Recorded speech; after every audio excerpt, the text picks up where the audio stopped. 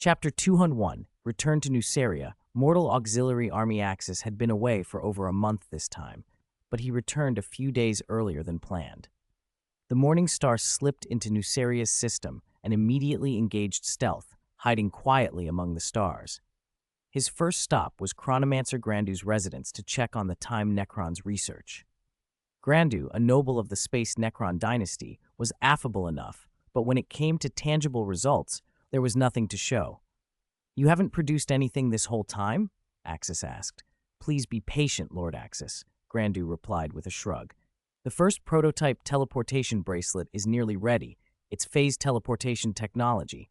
I'm taking a huge risk. If the Space Necron hierarchy finds out, they'll hunt me down." Axis felt a flash of anger at Grandu's nonchalance. Once a noble Time Necron, Grandu had been reduced to a prisoner and then coerced into doing Axis's work. Now the whole dynasty would come after him if his research were exposed. Axis gave the warning he barely kept from sounding like a threat. "Fine. I'll give you time, but no more than 1 year. I need to see results." 3 years, Lord Axis," Grandu countered quickly, "and I'm not completely useless. I helped you open that special cipher box, remember?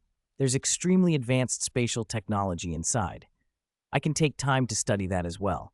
Don't you want spatial storage tech like that?" Axis considered it, then relented. "All right, 3 years, but within that time you must complete the teleportation bracelet prototype and make real progress on the spatial storage tech." "I understand, Lord Axis. I won't be negligent," Grandu said, now noticeably cautious. Axis nodded and left the Time Necron's laboratory, his patience worn thin. If Grandu failed him again, Axis could not promise he wouldn't make an example of him. Back on the Morning Star, Axis had the ship summon Harlequin Cassandra. She arrived and knelt, polite and practiced. "Lord Axis, did you call for me?" "Yes. Cassandra, stay aboard the ship for now. Continue your training. If anything happens, I'll contact you through the comm. I'll also arrange a human identity for you so you can hide among my forces." Axis kept his voice low and firm. "I understand, Lord Axis. I will remain on the Morning Star," Cassandra replied. Axis gave a few more orders, then used his psychic power to teleport directly to Nuceria. It was the middle of the night when he appeared. Kasha, exhausted from a day's work, was sleeping when his sudden arrival startled her awake. She bolted upright and reached for the psychic staff by her bed. "Don't be nervous, Kasha. It's me." Axis smiled, waving a hand. She relaxed only when she saw his face. "You scared me." "Axis, you were supposed to be gone another 10, maybe 20 days. How did you get back so soon? Did something happen?" Kasha asked, lowering the staff. According to the Morning Star's warp speed, Axis should have had at least 20 days left on his return. "Things went smoothly, and there were unexpected benefits," Axis said, sitting on the bed. He told her about being invited by the Eldar's laughing god to the Black Library and being granted use of the webway. "You're kidding," Kasha said, eyes wide. "You actually met a god, and he let you use the webway? My father spent so much trying to secure that. This is astonishing." "It's not an Eldar invention," Axis explained. "The Eldar only have usage rights. The webway was built by a far older, more advanced race. That's why the current structures are so worn. No one's maintained them for tens of millions of years. The laughing god likely sees befriending me as an early investment." Axis paused, weighing how much to say. "He gave me limited personal use of the webway, but each trip is accompanied by his Harlequin. I can't map it, and only I have this permission. No wartime troop transports either." "We could map it in secret," Kasha suggested. "Do I look like someone who maps things?" Axis said lightly, then grew more serious. "The webway is far more complex than you imagine, and there are other matters I'm keeping quiet for now, things tied to my own path. It's not the right time to discuss them." Kasha nodded. "Understood. How did your meetings with Sanguinius and Magnus go?" "Very well," Axis replied. "We successfully planted the second mental tree. It produced over 700 divine tree fruits, and their quality is far better than the first batch. I also obtained numerous psychic tomes from the Black Library and gave them to Magnus. He'll compile them into what we'll call the Book of Magnus. You can borrow it when he finishes, and if you have questions, you can communicate with him psychically." "That's excellent. Magnus is unrivaled with psychic studies. And Sanguinius? What about his gene seed problem?" she asked. I created an improved gene seed for him and cultivated a cultivator-class offspring. Their legion's current state is similar to the Space Wolves. The risk of vampiric degeneration has been greatly reduced. Kasha exhaled in relief. Good. How's Nuceria been while you were away? Have the people Gilliman sent arrived? You arrived just in time, Kasha said. Gilliman's adoptive mother arrived yesterday afternoon with over 400 administrative specialists. I've arranged quarters and rest for them. We plan to meet in the morning. Gilliman was sincere. He sent top-tier administrators. Their help will be invaluable. Very well. I'll meet her with you tomorrow, Axis said. Any problems in the Legion while I was gone? No, nothing serious. You were only away a little over a month. The detachments fighting off-world have sent back good reports. Your gene seed offspring have already conquered several planets. Even without their gene father physically leading them, they're advancing in the Great Crusade as fast as other Primarchs. Possibly faster. Axis nodded, pleased. Then Kasha added something more pressing. There's something else I need to tell you. Your Legion now has 210,000 gene seed offspring, and the mortal auxiliary forces number in the tens of millions. That's nowhere near enough. Axis's expression hardened. How many more do we need? To be adequate, the mortal auxiliary army should expand by at least 200 million. Space Marines are the shock troops. The real siege and occupation work falls to mortals, Kasha explained. One planet like Nuceria can supply Space Marines, but it can't shoulder everything. We need funds, recruitment, and huge administrative support. All the tax revenue from the planets we conquer will go to military expenses, Axis said firmly. During the Great Crusade, every captured world will be used for recruitment and taxation. Kasha smiled. Then those administrative specialists will be put to good use. 202. Blessings from the god of love and beauty. I don't want to be Gilliman's stepfather. The Imperium's worlds were broadly divided into forging worlds, agricultural worlds, and hive worlds. The three types supplied the Imperium with arms, food, and manpower. That's feasible. I'll pick a few suitable forging worlds to produce weapons and equipment, and hive worlds can provide a steady stream of troops, Kasha said, nodding. They talked a little longer about the banquet the next day and the plans for recruitment. Axis lay back in bed, intending to rest for a while before returning to Nuceria's affairs in the morning. Kasha, lying beside him, hesitated for a moment, as if she wanted to say something, but held back. Since Axis's return, she'd felt an inexplicable pull toward him. He'd somehow become more attractive in her eyes. You must have been lonely sleeping alone this past month, she said finally. No problem. I'll do my wifely duty tonight. Axis blinked. His wife had said it. How could he refuse? Kasha smiled with satisfaction. The next morning, Axis appeared in public in formal attire. He and Kasha received Miss Uden, Gilliman's housekeeper, the woman who in private acted as Gilliman's adoptive mother, and the administrative specialists she had brought with her. Greetings, Mr. Axis. I am Mr. Gilliman's housekeeper. I have been ordered to transfer these administrative talents to your care. I hope you will be patient with me over the next 10 years, Ms. Uden said. In public, she never used the title adoptive mother. She presented herself as the Primarch's housekeeper. Ms. Uden approached Axis with a practiced grace, bowed, and extended her hand. From the moment she saw him, she felt an unexpected flutter. The old feelings she'd thought long dead since her former master's death seemed to stir.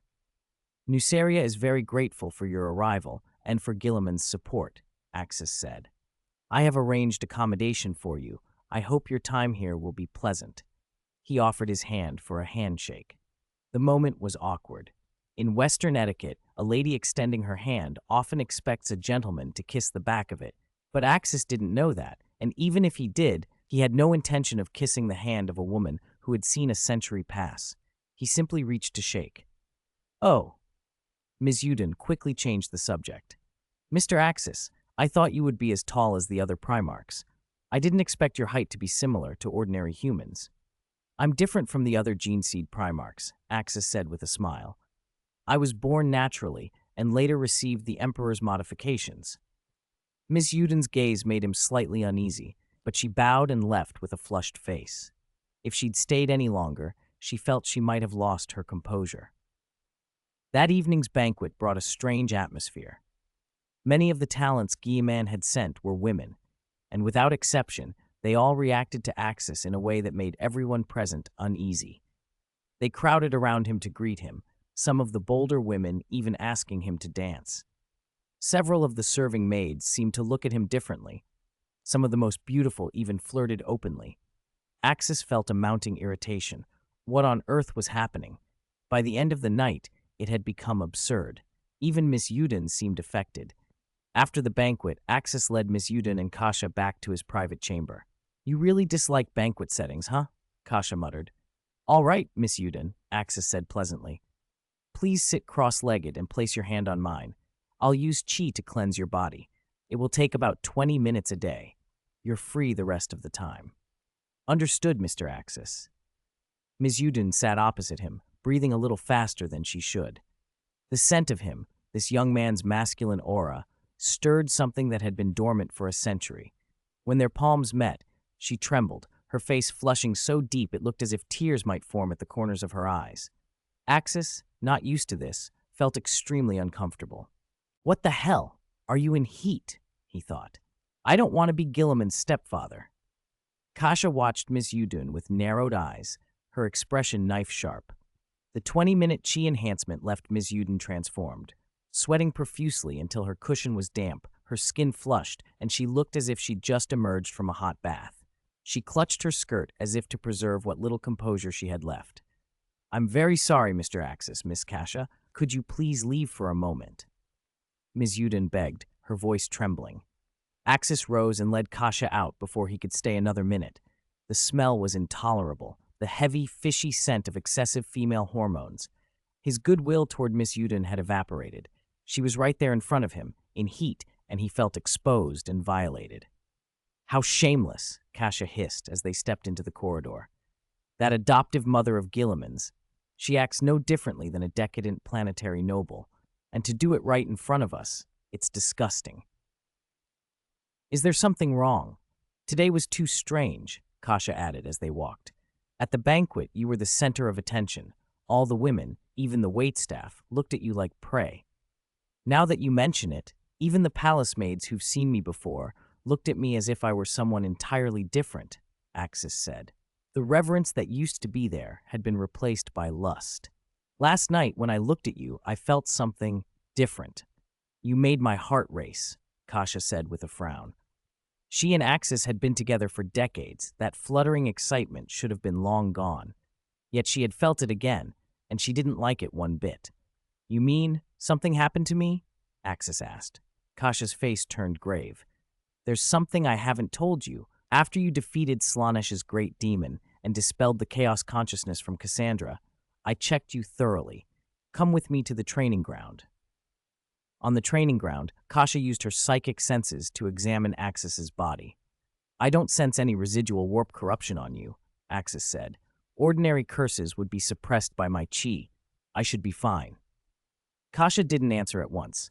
Then she said carefully, "You haven't been struck by a chaos curse. It's the opposite. You've been granted a blessing, not a curse. Blessings and curses are fundamentally different. Curses are warp energies that corrupt, seize the soul and body. Blessings are different. They're benevolent, and they don't work the same way in the presence of chi." "Blessing?" Axis echoed. "From Slaanesh? Isn't Slaanesh a chaos god?" "Exactly," Kasha said. "Slaanesh is the chaos god of love and beauty. This blessing enhances charm. That's why every woman in the room reacted to you the way they did. If I'm right, wherever you go, you'll draw the attention of the opposite sex." "That's absurd," Axis muttered. "I came all this way with that Eldar woman. If such a blessing affected everyone, she should have reacted too." Kasha snorted. "Of course not. Eldar see humans as something like wild monkeys. An Eldar woman wouldn't be interested in us in the same way. That's why she wasn't affected." "So it's a benevolent blessing," Axis said slowly. Kasha shook her head. "Don't call it benevolent. If it were a curse, the effect would be worse. Not just women, but men and all living things would be drawn to you, an instinctive, overwhelming desire. Chi energy resists warp curses well, but a god's blessing operates differently. Slaanesh can curse you through your chi, so it used this blessing to twist things anyway. That's why he's used this damned gift on you." Axis stared. The idea that a chaos god had blessed him to make him irresistible made his skin prickle. He didn't want to become a magnet of lust across the Imperium, and he certainly didn't want to be Guilliman's stepfather. 203. Fascination. Welcome to the Palace of Pleasure. Damn it. Think of something, Kasha. I have to break this damn blessing. Mr. Axis snapped, annoyed.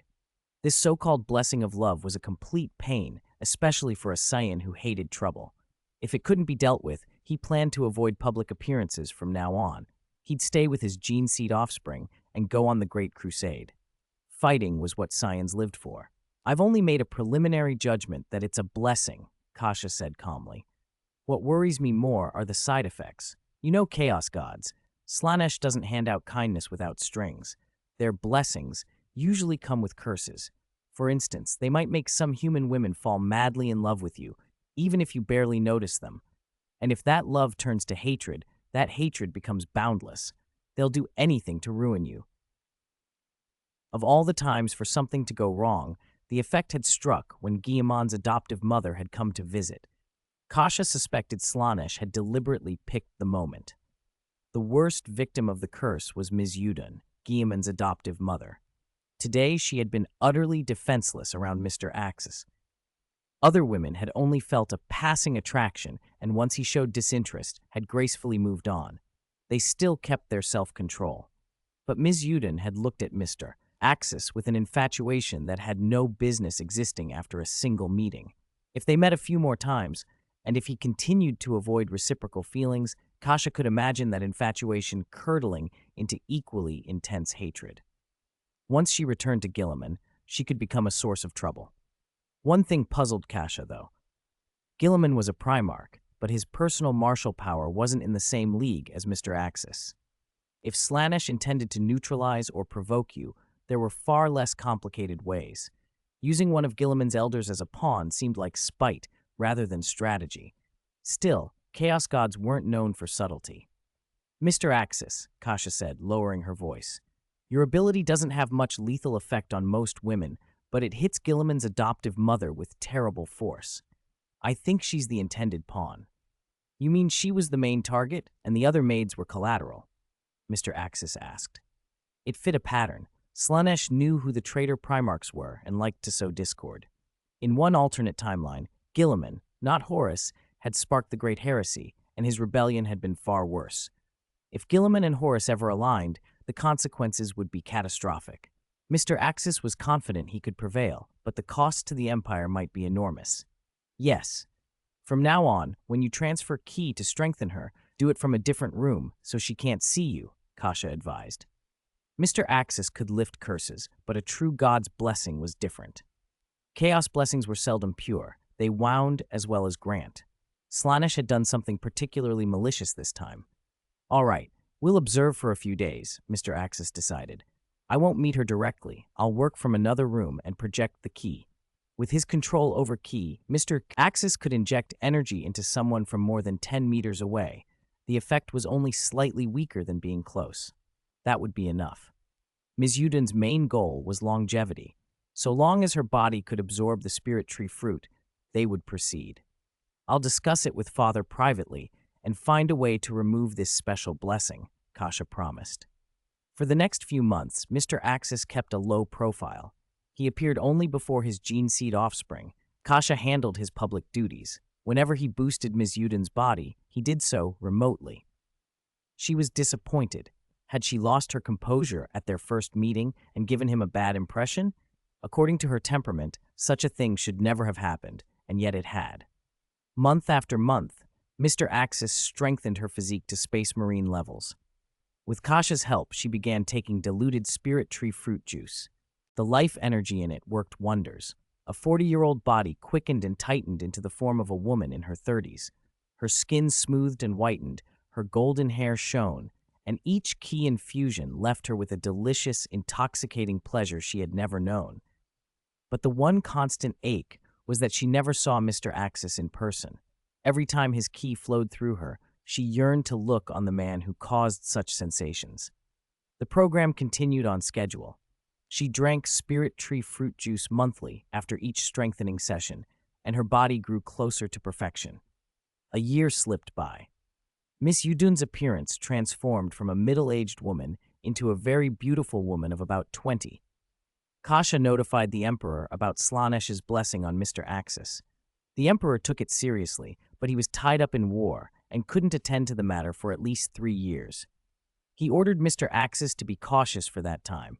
After 3 years, the Emperor himself would remove the blessing. Mr. Axis said little. The blessing's practical effect was minor as long as he avoided meeting Ms. Yudun. Throughout that year, he felt fine. If anything, his attractiveness had increased slightly. Miss Kasha, where is Mr. Axis?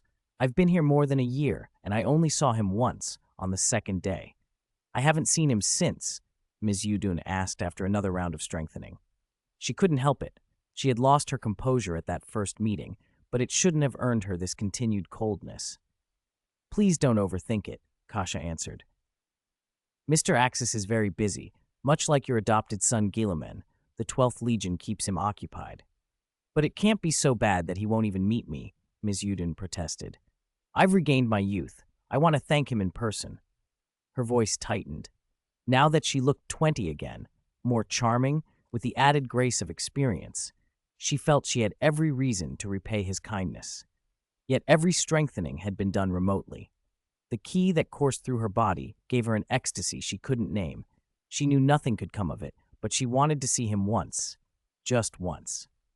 There's nothing to thank him for. This is an arrangement between Mr. Guilliman and Mr. Axis.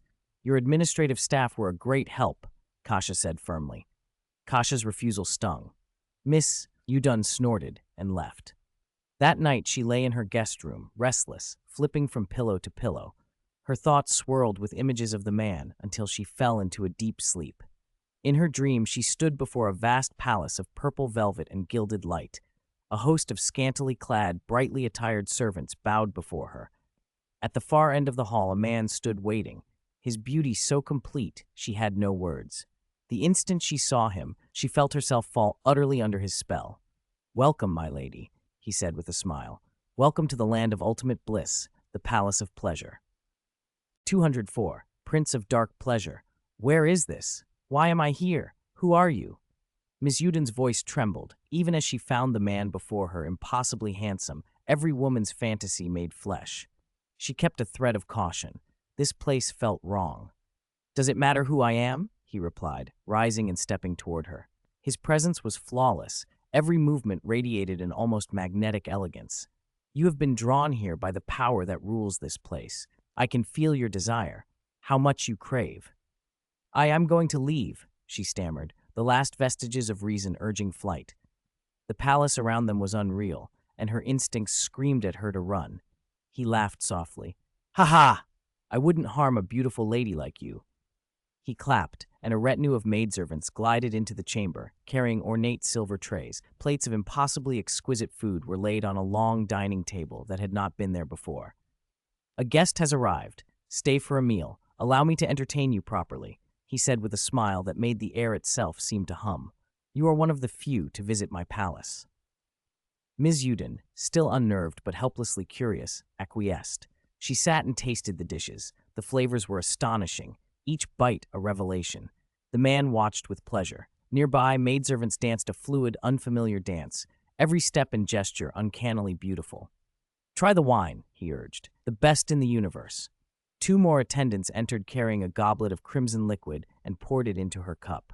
"An exceedingly rare vintage. Taste it, Miss Yudun. You will not be disappointed." She drank. The wine was sweetness and warmth. It filled her with a pulsing, pleasant sensation, as if it ran through her like liquid light. "Truly excellent. Thank you. May I ask your name?" she managed, wiping her mouth. "A name is unimportant. If you like, call me Dream Lover." He lifted his own glass and smiled. "Dream Lover, wait. I'm dreaming." The realization came like a chill. She set her cup down and looked around. She was on Nuceria. Somehow this had to be a dream. But why had she not woken? And why did waking not feel like it should? "Don't trouble yourself with facts," he said with a casual, indulgent smile. "Enjoy. Everything here is perfect. The finest food, the most exquisite wine. Tonight, I will give you the best." If it was a dream, she thought, then, Dream Lover, thank you. She relaxed and allowed the falsity to become comfort. They spent the evening in laughter and conversation. He moved with the kind of grace that erased her childhood fantasies of Axis. The man was perfection incarnate, and every infatuation Miss Uden had had for Axis evaporated into the warm, heady attention of the dream lover. After dinner, they danced that strange, intoxicating dance until she felt lightheaded with pleasure. The palace seemed to hold no limits to indulgence. When she finally left, the illusion snapped, but not in the way she expected.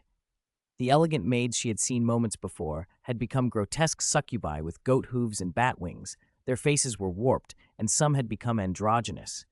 The platters of delicacy had turned into raw, obscene things, animal innards, foul waste, even something like brain matter. The wine had become murky, rank blood. "Master, why did you entertain a mortal so lavishly? What does she merit?" one of the creatures asked. Slaanesh replied with the same pleasant voice she had used at dinner. "She herself is irrelevant. What matters is what she will bring me. Tomorrow, I shall invite her again." "I understand, master." The servants dared not contradict him. The master tolerated no questions. Ms. Uden woke the next morning feeling oddly drained and faintly blissful. Yesterday's dream seemed more vivid than memory. The food, the wine, the beautiful man. She hummed as she dressed, lighter in spirit than she had been in years. Axis's image had been swept away by the intoxicating dream. She no longer thought of pursuing him. Everything in her mind now bent toward the dream lover. The dreams persisted. The next night, she found herself installed as an empress, ruling a planet with absolute authority, tasting the intoxicating power to command life and death. She dreamed of grandeur and privilege she had never known. On other nights, she lived different lives, each more lavish than the last. The boundary between waking and sleep blurred until she began to lose track of which world she inhabited. Axis noticed the change. Guilliman's adoptive mother, who had once watched him from the shadows and harbored an infatuation, no longer shadowed him or lingered nearby. The curse, for others it was a blessing, had vanished from his awareness. He took it as a hopeful sign that the Chaos God's influence had waned. He did not know that Slaanesh had engineered the precise effect. By ensnaring Miss Uden in dreams of sensuality and power, the Chaos Prince had pushed her away. If Axis stopped coming near her, if he grew annoyed and kept his distance, the subtle stain of chi energy might go unnoticed. Only then would Slaanesh get the opening he needed. 2 years slid by in patient, relentless work. Axis's legion and Nuceria flourished. Several planets in the system were developed into mining worlds. One was transformed into a small forge world by the Mechanicus, providing material for the legion. Guilliman sent more administrative cadres to manage the holdings. Axis's gene seed offspring spread across dozens of worlds, securing recruits and consolidating the Legion's reach. They replenished the ranks with mortal soldiers, and the Legion swelled, Space Marines numbering 240,000. The Golden Legion's fame echoed across the galaxy. Axis's gene-sired warriors became the spearhead of the Great Crusade, every one of them a superior Space Marine, stronger than their ordinary kin. All the while, Guilliman's adoptive mother ceased to be a problem for Axis. He even found, curiously, that he no longer drew women as he once might have. The so-called blessing-cursed influence of the warp seemed to have faded. Axis's feeling about Slaanesh remained one of wary suspicion. Late one night, a psychic contact flared with the Emperor. "Axis," the Emperor said, "my visit will be delayed for a few years. I have found another Primarch with gene seed. Are you well for now?" "No problem," Axis replied, "and I believe that so-called blessing, or curse, has disappeared." "Good," the Emperor answered. "It is possible your chi energy has developed some resistance to warp influence. Once I locate this other Primarch, I will come to you for a thorough check." They spoke a while longer, then the link closed. Axis thought he could relax at last. He did not have a chance. Footsteps hurried down the corridor as Kasha burst in, face taut with worry.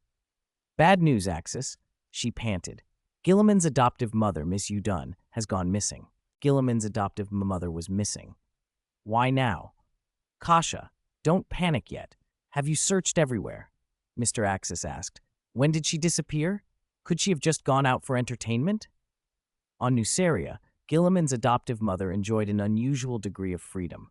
Aside from a handful of military installations she couldn't enter, she moved about the planet as she pleased. Mr. Axis hadn't abolished the gladiatorial tradition here, less bloody than it used to be. It still served to preserve the Legion's combat edge and sif-tiff talent. Gladiators were valuable soldiers. Perhaps she had gone to watch a match. Kasha, she went missing right after you finished chi enhancement last night, the steward said. This morning, the maid who looks after her didn't find Lady Yudun. If not for the scheduled enhancement, Kasha admitted she might not have noticed. Lady Yudun had no official duties and lived a leisurely life. Typically, Kasha would bring her to the chamber for the chi treatment and take her back afterward. Seal the news, Mr. Axis ordered, already thinking ahead. Don't let anyone know she's missing. If this leaks, it's bad for you, he thought aloud. His relationship with Guilliman was close, but if Guilliman's adoptive mother disappeared on his world, questions would come, and consequences. We've sent search parties an hour ago, Kasha said helplessly. They've checked the arenas and the main cities. There's nothing. Wait. Mr. Axis sat, closed his eyes, and reached inward. He mobilized his chi, extending his senses across Nuceria. He'd once scoured half a planet during his first mission. Now his power could sweep the entire world, marking every life, space marines, nobles, commoners, gladiators. He scoured everything and then frowned. There was no trace of Lady Yudun. She had simply vanished. Kasha, he said, standing. Any other options? Maybe a psychic divination, she suggested. A prophecy to locate her. Prophecy? Mr. Axis blinked. You mean a passive psychic talent? It used to be, Kasha said. But since Magnus recovered certain materials from the Black Library, the old Eldar prophecy was rediscovered and reconstructed. It can't predict everything, but if we use it to find a person, it should work. Kasha had been in contact with Magnus about new psychic techniques. Mr. Axis had considered calling in the clown troupe for help, but if Kasha and Magnus possessed a locating spell, that would be better. All right, do it. As fast as you can, he said. We'll need a personal item and a quiet room. They went to Lady Yudun's suite. The room was opulent and flamboyant, lavish purple drapery, decadent furnishings, and a selection of intimate garments. Mr. Axis raised an eyebrow at several toys he found. Kasha sniffed and scolded him for staring. She's been single for centuries, she said. This is perfectly normal. Mr. Axis only grinned and told her to pick an article. Hanging high on the wall was a massive painting. A stunning blonde in provocative nightwear, Lady Yudun, youthful and radiant. Narcissistic, he thought, to hang such a portrait.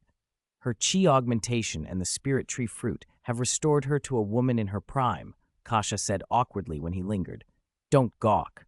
Kasha selected a nightgown Lady Yudun had slept in and carried it away. As they left, a faint sigil 666 flared where the garment had hung.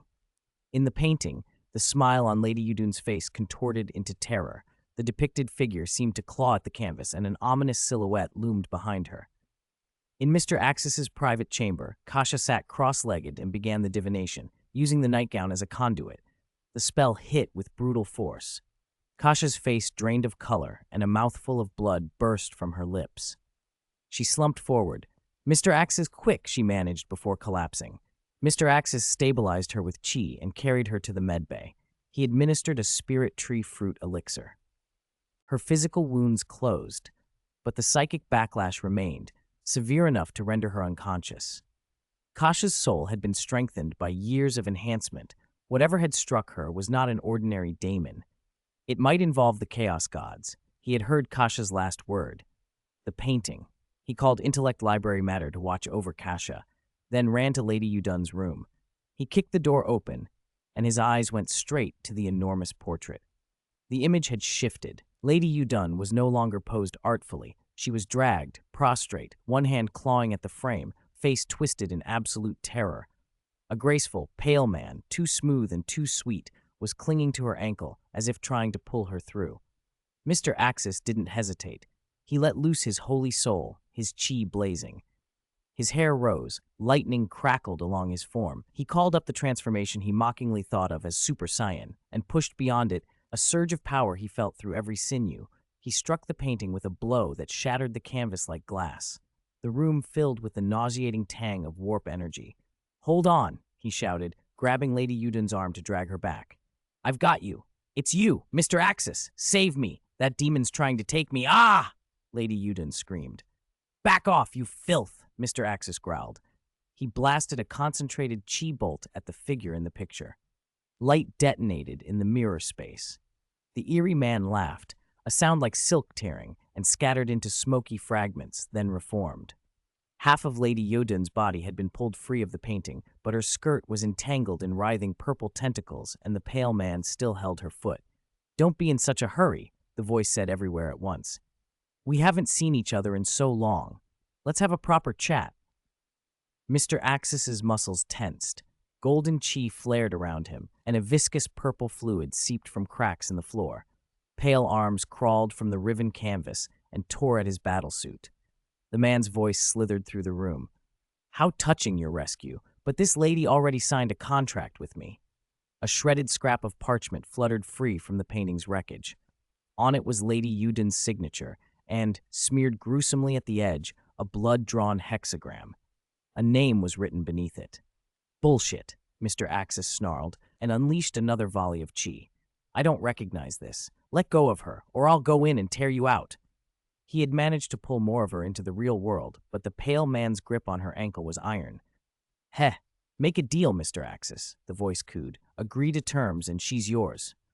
I make no deals with perverts, Mr. Axis snapped. Then we shall play, the thing purred. I can keep you busy until the end of days. You sound familiar, Mr. Axis muttered, one hand forming a long blade of golden chi. Let me guess, I can keep you busy all day? He stabbed the blade into the avatar. The energy lanced out but struck a shimmering pink-purple barrier and stalled. The thing's laughter was gleeful, as if this tug-of-war were entertainment. So rude, Mr. Axis, it sighed in a syrupy voice. My little darling, I only want to play a little longer. Why not join us? You said you wanted to smash me, didn't you? Pain can be a pleasure. Spend that pleasure on yourself, you twisted hermaphrodite, Mr. Axis roared. He poured everything into his golden chi. The room groaned. Reality and warp were being rent by the clash. Lady Yudin screamed as her body stretched between two forces. Unnatural purple veins and sigils crawled over her skin, the marks of chaos corruption. Her voice was ragged. Mr. Axis, save me. Mr. Axis knew the danger of delay. With a raw bellow, he pushed to another level, his body swelling with power as the golden-green chi erupted outward. He begged his spirit to hold and to strike. Slaanesh, if that was who he faced, moaned with delight, thrilled by the intensity. Yes, this is the posture. I can feel it. This is your true self, Mr. Axis. Back to the warp, Mr. Axis roared and hurled himself into the heart of the confrontation. At that moment, Axis's roar ripped the air with a violent, terrifying shockwave. The whole room trembled. The base shuddered. His Super Saiyan form, amplified by the crackling power of Super Saiyan 2, carried a dread force. By all logic, the chamber should have collapsed when Axis unleashed his legendary Super Saiyan aura. Yet a sickly warp energy flowed around them, tugging the space toward another dimension. Don't make me go in there and punch you. I'm warning you. Let go now. Axis's eyes were pure white. His dark green hair stood on end as if charged by lightning, unmoved by any breeze. If not for the risk of being lost in the warp forever, he would have launched himself in then and there. You ooze a darkness more exquisite than mine, like a born destroyer, Slaanesh crooned, voice slick as honey. You should join us. You love slaughter. You love ruin. I can feel your hunger. Come, step in. Don't you want to destroy me? A warped green fist slammed into Axis's face. Now towering to a terrifying 3.5 meters, Primarch gene seed scale, Axis could easily reach Slaanesh with a single swing. He grabbed Slaanesh by the hair with one massive hand and dragged him close. With a howl, he brought his boot down, stomping furiously on the god's head, crushing skull and bone. You think you can toy with me? Do you think I won't hit back? Axis snarled.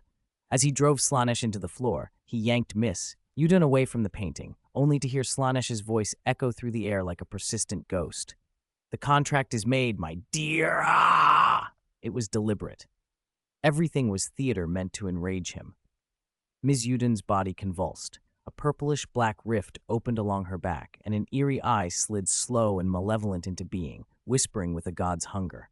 The eye's surface looked painted onto her skin, an obscene sigil blooming across her back. Axis snapped. Fuck you. He had been baited and trapped too many times. Even a puppet would lash out. How could a legendary Super Saiyan stand aside? Fury pushed aside caution. Without another word, Axis charged into the painting. Only a sliver of reason stayed with him. He left a sphere of chi to brace the frame, preventing the makeshift portal from collapsing instantly. Then a golden-green aura flared through the warp. For the first time, the legendary Super Saiyan manifested physically inside Slaanesh's domain. "Slaanesh, I'm in. Now I'm going to tear you apart." Axis roared and swung his fist at the god's face. His punch carved a stellar trail through the viscous warp. The golden-green energy gouged a vacuum through Slaanesh's pleasurescape. Axis's chi forced back the corrupt power like a blade through fog. His vibrations created a Geller field-like zone in the heart of the warp itself, a bubble of raw life and order in a sea of decadence. Slaanesh's androgynous face had barely reformed when Axis's fist caved in the skull. Purple ichor and gore sprayed from 7 orifices. Before that foul blood hit anything, it condensed into screaming succubi, only to be shredded into dust by the shockwave. Wave after wave of malformed demons poured toward him, and Axis tore them apart with brutal, inexorable force. "This is more like it. This is the real you." Slaanesh chittered, even as the god's shattered jawbone writhed and reassembled. His body ballooned monstrous as a mountain. 6 spider-like legs burst from his spine, each tipped with statues of writhing men and women. Pink miasma coalesced into billions of barbed tongues, spearing toward Axis. They met his aura and were chewed to pieces. Axis's roar fed a warp storm. The golden-green field became a rotary meat grinder, pulverizing endless lesser things. He leapt, punching through cracking spatial rifts and driving both fists into Slaanesh's crown. With an impact like a supernova, a god's body shattered like glass, pleasure temples and their denizens pulverized by the aftershock. "Ha ha!" Axis howled. "Your domain is hell. No, I'll show you true hell. I am the real demon." Slaanesh's laughter came from every direction, mocking and sweet. Clones crawled from the folds of the warp, some in the Emperor's white robes, some twisted into corrupted Mizyudans, some into female versions of the Emperor, into Kasha, into people Axis knew. The angrier you get, the sweeter you taste. Before the god could finish, 20 clones were pierced by precise blasts of chi. Axis's pupils were flooded with white light. The Super Saiyan battle instinct took over. Every strike found a warp node, and every blow ruptured a construct. Fury sharpened him rather than dulled him. Anger tuned his focus into a razor. As the crackling gold of Super Saiyan 2 wreathed him, his punches carried chain lightning that tore a crack thousands of kilometers long through the warp. A Khorne realm on the edge of perception shuddered. The brass citadel buckled in the shock, and the blood god's roar bellowed through the rift. Khorne's voice flooded the periphery. "He is my purple monster, my prey." Even that roar could do little inside Slaanesh's domain. Slaanesh's main aspect reformed farther back, and for the first time cracks spidered across that seductive face. The shattered clones did not reform. Savage, destructive energy had annihilated them utterly. Slaanesh spread his arms wide, inviting a blow. "Let me see where the limit lies." Axis's fist answered, blasting another duplicate apart. Greater daemons who watched trembled as the combat escalated. Axis ripped Slaanesh's spine free with bare hands and cracked it into a whip. Each lash churned up violent eddies of raw energy. When Slaanesh tried to flood him with the toxins of ecstasy, Axis's Super Saiyan cells simply burned them as fuel, turning poison into blaze and making his aura even more ferocious. "Ah! Roar!" Axis bellowed. He let go. Hair lengthened into a golden-green mane, his eyebrows vanished, his face flattened into a savage snarl. The transformation completed. Super Saiyan 3 stacked atop his other forms, his strongest state yet, had awakened. "You're impressive," Slaanesh sneered, voice souring. "In the real universe, you'd be unmatched, but the warp is not the real universe, my dear." "Shut up," Axis answered with a single, primal word.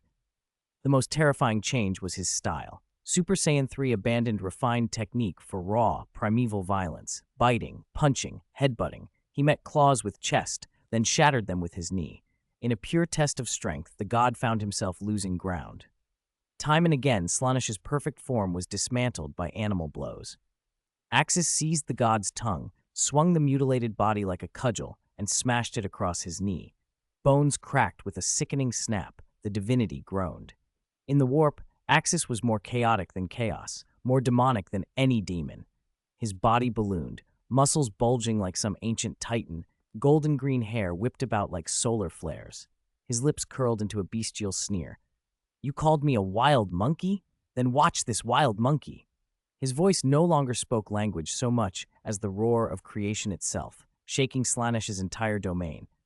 In the next instant, Axis vanished, not disappeared, but his motion outran the warp's laws, a thing beyond their cunning. He smashed straight through Slanish's core. Bang! 2 and 7, invincible golden gorilla, a real monster. Slanish's body exploded like a supernova, tearing into countless fragments of flesh and blood, each piece screaming as it seared away. But Axis did not stop. He kept hammering, relentless. "You like to play? Fine. I'll play until you're done." Boom, boom, boom. Slanish's form kept tearing itself apart and reknitting, but each recovery was slower, more difficult. Axis's fists were more than blunt force. His chi was eating away at the Chaos God's essence. The corruptive power of the warp could not regenerate as easily under the ravaging influence of a Super Saiyan. For the first time, Slanish's laughter faltered. "Ah, wonderful pain." The voice trembled, though madness still laced it. Axis ignored the ranting. He seized Slanish's head and twisted. Crack! The Chaos God's neck snapped, and Axis held the head in his hand. In an instant, the head dissolved into a mass of venomous snakes that coiled up Axis's arm, trying to gnaw at his flesh and taint him. "Boring tricks," Axis snarled. A golden green aura flared out and vaporized the snakes. His power suppressed the warp's influence, especially amplified to the extreme, Super Saiyan energy. He looked up into the warp. Slanish was reforming, but no longer the tempting hermaphrodite he had been.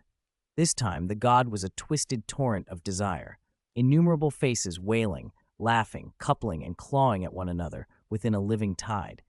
Voices came from all directions. "You forced me to get serious, my dear. Now we will truly be one." Slaanesh reached for Axis, trying to possess the body, the near-invincible physical shell that can stand in the real universe. The warp writhed, tentacles, claws, and fangs stretching out from the void, eager to drag Axis into an abyss of eternal corruption. Axis's chi formed an impenetrable barrier, keeping the Chaos God's power at bay. Even his soul pushed back, a holy halo flaring with golden light around him. The Chaos God could not invade. Slaanesh's plan to occupy Axis's body, what might have been the most perfect vessel in the material universe, failed. "You want to invade my body? Come and try," Axis sneered. Slaanesh's torrent of faces fell away from playfulness. Billions of eyes fixed on Axis, and for the first time, there was something like respect. "You are not ordinary. I see the potential for godhood in you." Axis's power moved the Chaos God. Outside the warp, he would be nearly impossible to face. The Chaos God's strength was alien, but they lacked a true physical form. Their domain in the warp served as their body. "Axis, Axis," a broken voice whispered from nowhere, but Axis only wanted to crush this gender-fluid perversion in front of him. He didn't hear it. He did not waste words. His body flared. The Super Saiyan rampage, pushed to the edge by Super Saiyan 3's limit, drove his power higher. His fists shone like dying stars as monstrous force battered Slaanesh's realm. Each blow made the warp itself groan. Boom! Axis's punch slammed into the tide of desire. The golden-green aura gnawed at the Chaos God like a virus, melting twisted faces into screams. Pleasure palaces crumbled to ash, demonic courtiers tore apart in the energy storm. Axis laughed and pressed his hands together, beginning to charge a devastating attack. Final flash wave! A golden-green beam lanced through the warp. Everything in its wake was annihilated. Slaanesh's domain split open, a massive hole blown through it. Even the Chaos God's essence shuddered under the strike. Axis heaved. Super Saiyan 3 atop the Super Saiyan form strained his body. He could not hold it forever. Still, his eyes were animal fierce. But something deeper stirred. A deeper purple poured from the void, thicker and more profound. Slaanesh's true form at last manifested. Not the giddy god of decadence, but a raw, conceptual entity embodying ultimate desire, pleasure, and corruption, love and art, madness and torment. Axis felt a weight like facing the Emperor at full power, touching a sliver of the Dark King's dominion. "Now we will end this farce," Slaanesh intoned coldly, majestically. Axis grinned. "Perfect. Let me show you something good." A bright halo appeared in his palm and expanded, then he flung it outward. After decades of time travel, Axis had learned theoretical techniques. One of them was creating an artificial moon. The deified Slaanesh looked puzzled. "You lit a lamp?" it asked. "Didn't you call me a wild monkey? Very well, watch me become a monkey." He turned toward the artificial moon. The Scion's ultimate legacy, the great ape's power, surged. Thump, thump, thump, thump. His heartbeat thundered through the warp like a drum. Roar! The roar buckled the warp's fabric. Axis's body swelled. Fangs jutted, jaw and features warping into a great ape's face. Muscle fibers exploded outward, bones lengthened with thunderous cracks. Golden-green fur sprouted, each strand crackling with lightning. His mouth stretched into a bestial muzzle. Stark white fangs sliced his lips. This cannot be human. How can a human become this?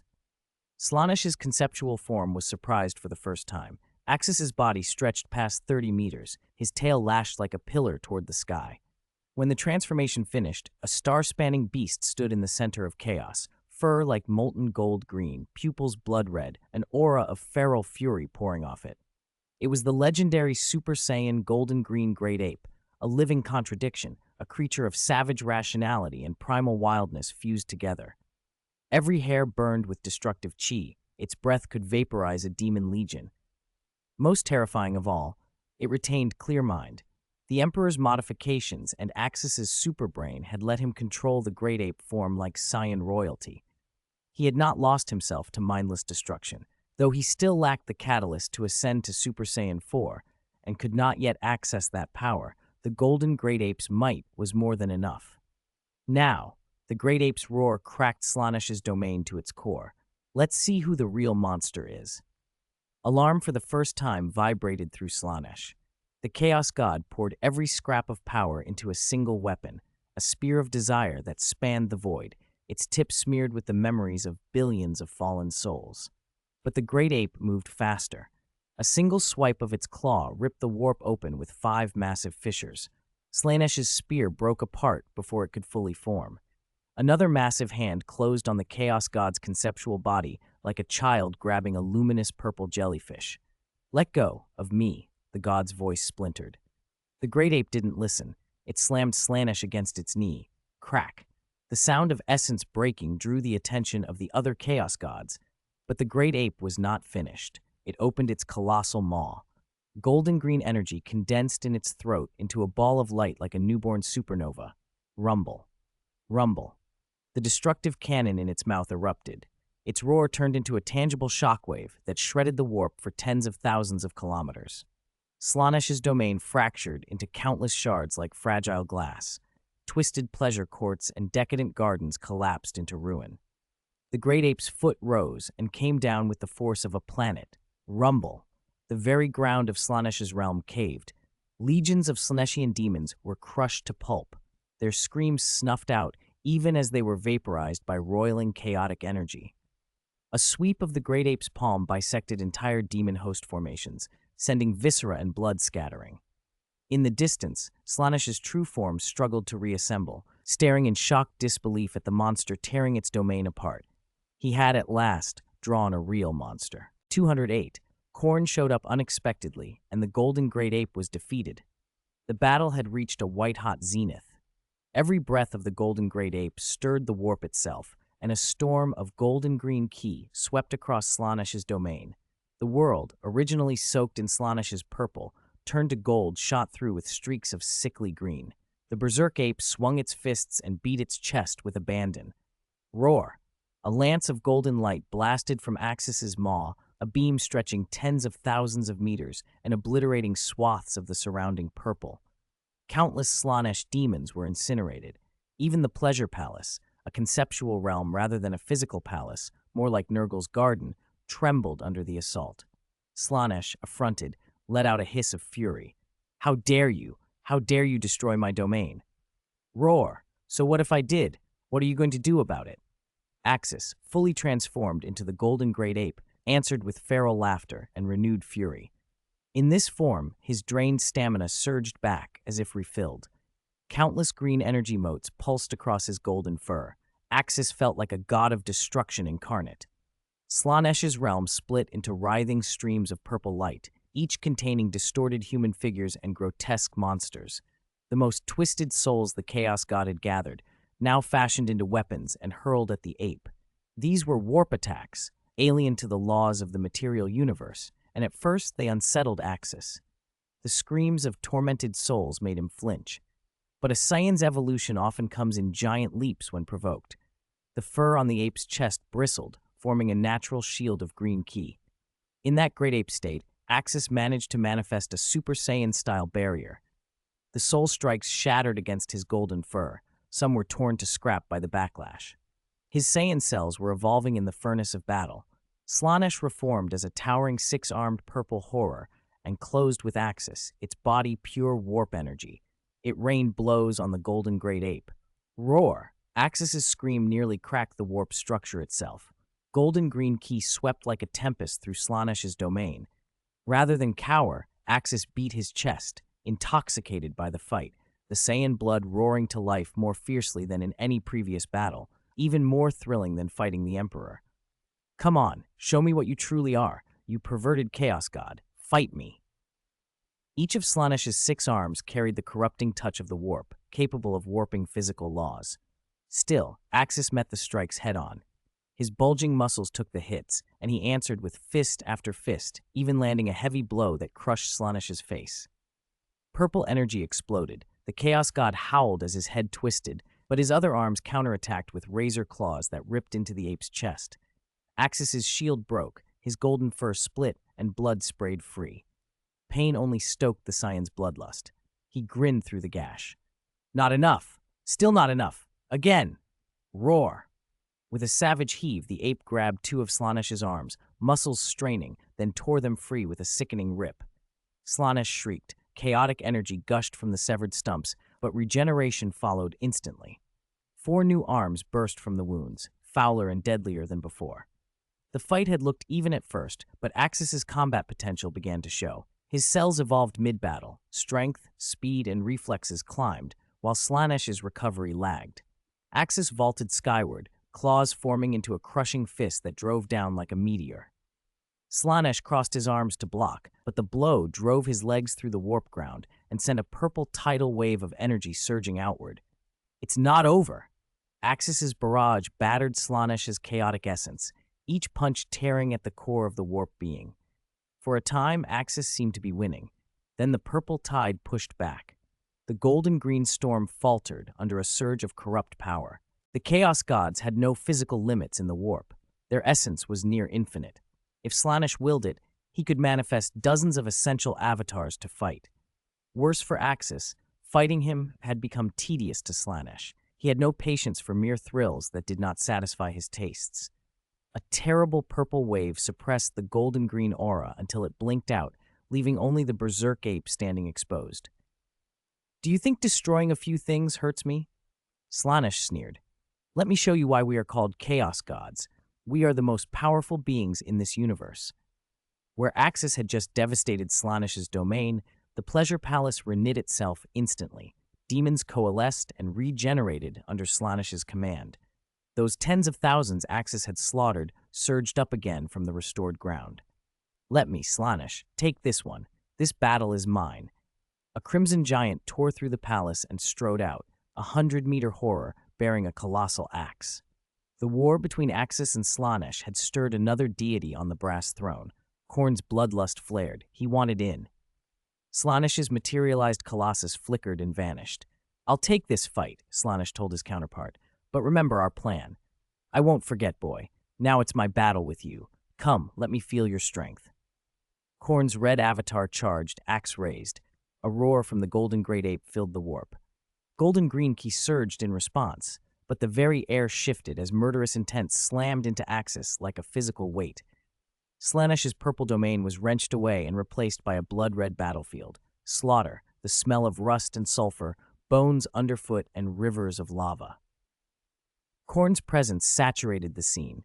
The 100-meter Khorne stood towering and terrible, an epic of rage beneath a war helmet. Axis's 30-meter great ape looked comparatively small, but Saiyans don't know the word retreat. Covered in Slaanesh's scratches and bleeding, Axis still charged. Khorne's axe descended with planet-cleaving force. Axis crossed his arms in defense. Golden green and blood-red energies collided in a cacophony that shook the warp. The first blow sent Axis flying thousands of meters. The ape's left arm gouged open, blood pouring. He forced his life energy into healing. He wasn't immortal here, not like the Chaos Gods. "Ha ha! Boy, is that all you've got?" Khorne's avatar set the axe on his shoulder, mocking. The avatar itself could slaughter ordinary star gods with a stroke, yet this boy endured it. Again, Axis leapt back into the fray. Khorne charged too, each stride cracking the ground. His axe swept horizontally. This time, Axis vaulted high and condensed his claws into a massive golden-green energy sphere, slamming it down toward Khorne's head. The blast engulfed the blood god's form, scalding light saturating him, only for Khorne to roar, "Too weak!" The axe tore out of the explosion and struck Axis squarely in the chest. Flesh split, blood spurted, the wound gushed like a waterfall. Still, with blood-slick claws, Axis seized the axe blade and hammered at Khorne's faceplate. The helmet dented under the assault. "Yes, that's it! Fight, bleed, kill! Come enjoy it with me!" Khorne howled. The fights that followed were pure savagery. Khorne's axe and Axis's claws traded brutal blows that made the warp itself shudder. Demons were crushed by the aftershocks, flesh flew, energies detonated. This was unmatched ferocity, raw power versus raw power. Finally, the strain began to show. Axis panted heavily. The golden great ape staggered, kneeling on scorched blood-soaked earth. His golden-green fur was matted with gore. The brutal wound in his chest still bled. Warp corruption slowed even his legendary regeneration. He had been fighting for an indeterminate time, and exhaustion gnawed at him. "Is that all you've got, boy?" Khorne jeered, axe in hand, crimson eyes blazing. Armor that was damaged simply reknit itself. Axis understood with a cold clarity why the Chaos Gods seemed indestructible here. Their power in the warp was virtually limitless, while his own endurance was finite. "Your blood, your rage, your will to fight, they please me," Khorne had said. Axis stared up with the old fire in his gaze. "No, if this continues, I'll lose. The chaos power is nearly infinite here. My stamina will run out." He needed more power. Now. He needed to surpass his limits in this instant. He reached for the oldest, rawest source of Saiyan might, the Great Ape, combined with the ultimate Super Saiyan energy, an absolute return to origin. Roar! The ape screamed toward the sky. The golden key contracted inward and then detonated. A new red power flared into being. Axis's great ape body began to change. The golden fur receded, replaced by deep red pelt covering his torso. His bulk compacted, muscles honed and condensed, power focused. His hair shifted from gold back to black, red bands carving themselves beneath his eyes. Bones and sinew snapped and reformed with cracking sounds as the monstrous physiology rearranged. The ape face melted away. Axis's human features returned, colder now, eyes hard as obsidian. He clenched a fist and a smile ghosted his lips. Super Saiyan 4. 209. Super Saiyan 4. Defeat Khorne, the fallen Warmaster? Ha ha! I have to thank you, Khorne, for the power of Super Saiyan 4. You are the first to witness it. Axis's voice no longer roared like a great ape. It was a low, savage growl. Crimson fur covered his body. His long black hair stood wild like a lion's mane, and his tail wound around his waist. He radiated a primal, violent aura. This power was nothing like the golden great ape. They were not on the same level. In this form, Axis was far stronger. The boost from Super Saiyan 4 went beyond anything he had imagined. Unlike Super Saiyan 2 or 3, which tortured the body and couldn't be sustained, Super Saiyan 4 felt like a return to something original, more akin to the fundamental Super Saiyan state. It was the Saiyan's most primal form. Ha ha ha! Fascinating! Truly fascinating! Khorne barked with delight and charged, his blood-red great axe descending in a brutal arc. Axis simply raised one hand and caught the blade, holding the massive axe between two fingers as if it were nothing. Khorne's weapon could not move an inch. What? Khorne's face was disbelief. The same man he just overpowered had leapt to a new plane mid-fight. Don't be surprised. Saiyan power is absurd like that. Battle is the best catalyst for growth. A fierce fight can give me more than 10 years of training, Axis said with a faint smile. With a casual squeeze, the great axe shattered. The power of Super Saiyan 4 was far beyond Khorne's expectation. Axis's lips curled into a savage grin. He closed his other hand into a fist and drove it into Khorne's stomach. Boom! The punch tore through the blood god's demonic avatar, ripping Khorne's back open. Armor split, blood spurted like molten lava. Shock and a darker excitement flickered in Khorne's eyes. Your power? How did it spike so suddenly? You can shift forms, and each change doubles your combat strength. Khorne snarled. Even as he spoke, the wound on his back knit itself closed. Axis answered with motion. His figure vanished, reappeared behind Khorne, and delivered a whip-like kick that fell like an axe. Bang! Khorne's back caved in. He slammed into the blood-soaked ground like a meteorite, a shockwave rippling across the battlefield. Chaos gods were stubborn. Their vitality rivaled Majin Buu's. Not finished, Axis grabbed Khorne's avatar and launched into the sky, raining merciless blows down. The blood god could barely react as punches hammered his form. Each hit landed on something more than avatar stuff. The strikes felt real, and that exhilarated Axis.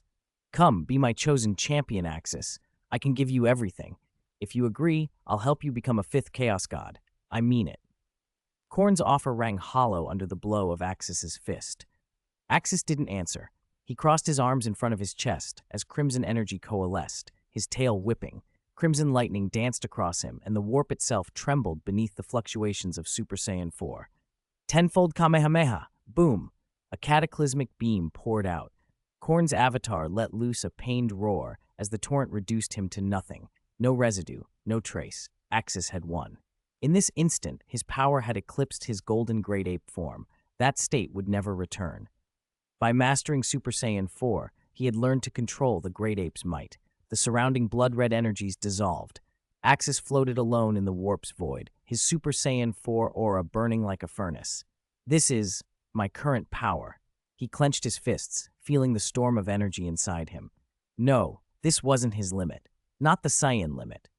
Axis grinned. His vertical, bestial pupils burned with hunger for the fight. Then he realized the problem. How to get back. The warp gateway he'd come through had vanished. He looked toward where he'd entered. How long had he been in the warp? He vaguely remembered hearing someone call during his fight with Slaanesh earlier. Axis began to probe with his key, searching for the ball of chi he'd left behind, the same energy he'd used to block that warp gate. In the distant depths of the warp, 4 terrible wills turned their eyes in unison. Slaanesh's pleasure, Tzeentch's cunning, Nurgle's rot, and Khorne's war. Khorne's true form rose from the brass throne, his huge blood-red axe thudding onto the ground. Interesting. So interesting. Khorne's voice echoed through the warp. Axis, brat. I remember you. One day, we will fight again. You are an opponent I respect. He was delighted. The incredibly powerful avatar they had fashioned, bound to the warp, had been defeated by this brat. If that avatar had manifested in the material universe, it would have been unstoppable. Still, it was trapped there. Khorne turned his attention to another theater of slaughter where Horus waded through endless carnage. To gain the strength to rival the Emperor, Horus had campaigned for 10,000 years. Not enough. Your power must be greater, Horus. We have a gift prepared for you. Khorne's eyes watched Horus lead demon legions in perpetual slaughter. In the warp, time was fluid. You could campaign for 10,000 years or a few hours. It depended on the gods. The 4 of them had made a choice. Horus would be their focus. A blue bird-headed figure, Tzeentch, drifted forward. There is no concept of time here. Axis doesn't even know how long he's been trapped. You might think it was an instant, but it wasn't. Now I have good news and bad news. Which do you want first? Horus, clad in blackened armor that gleamed with chaos, smirked. My current strength cannot match Axis. Tell me how to increase it.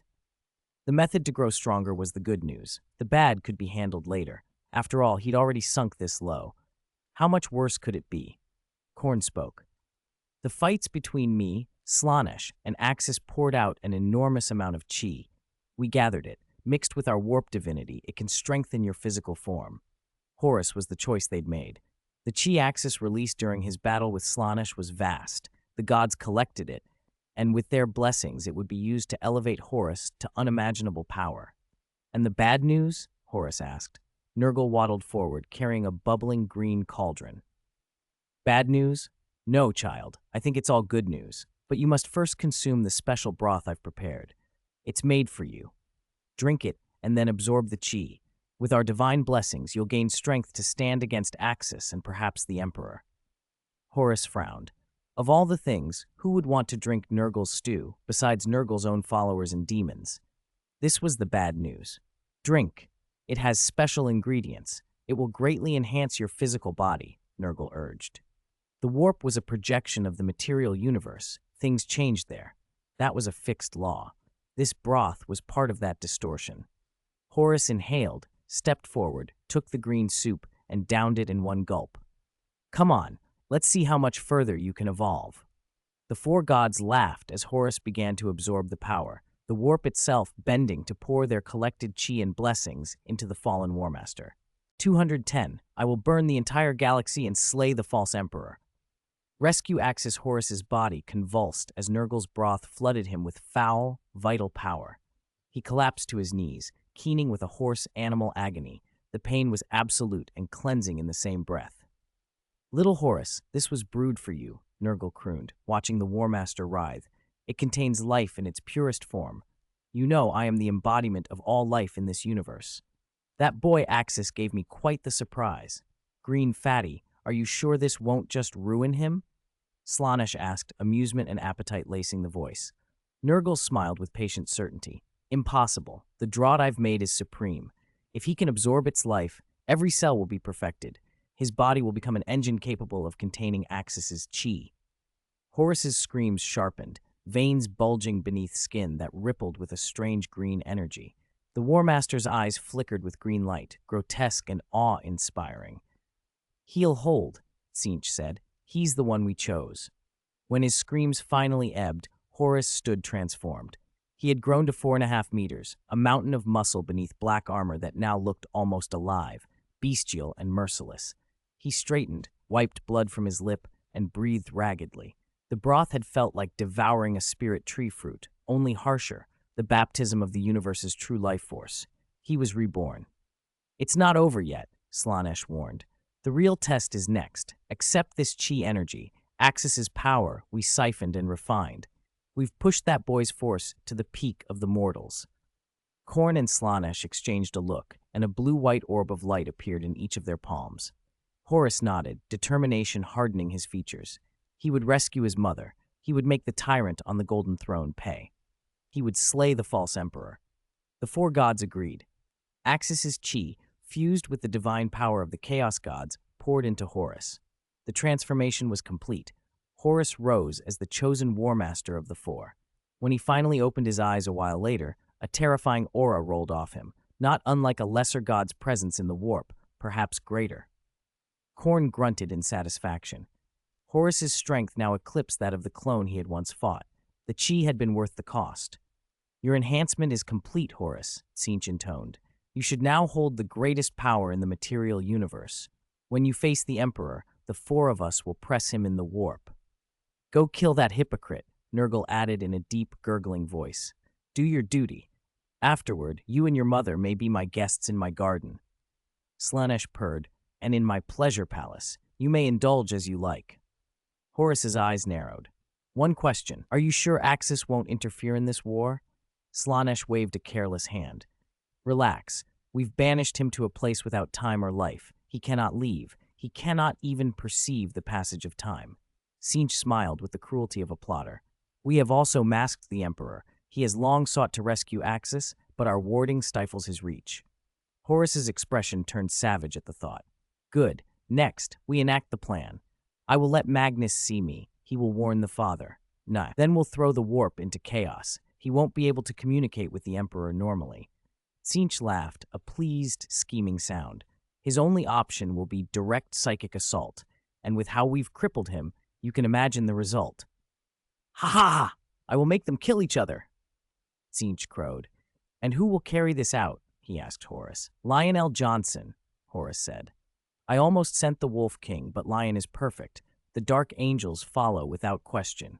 They'll execute my orders without pity. Excellent, the gods agreed. Far away, in a void of the warp, Axis clenched as he shifted into his Super Saiyan 4 state, gathering every scrap of chi around him into a single, blazing core. He roared into the emptiness. Trapped in that void and cut off from the chi residue he'd left behind, Axis resorted to force, to tear a path open with pure power. Majin Buu and Gotenks had once forced passages between the hyperbolic time chamber and reality. Axis's barrier was stronger than that, but so was he. Chi flared like a star. The warp's fabric shivered and flexed. Then a voice found him. faint, ragged, human. Axis, can you hear me? Axis expelled part of his soul to take the psychic signal. I'm here. Magnus? It's me. Thank the Emperor. I've found you. Magnus's relief flowed through the connection. Years of tireless psychic sweeps, the relentless probing of the Thousand Suns, had finally located him. I was lured here by the Chaos Gods and can't get out. Can you help? Axis sent back.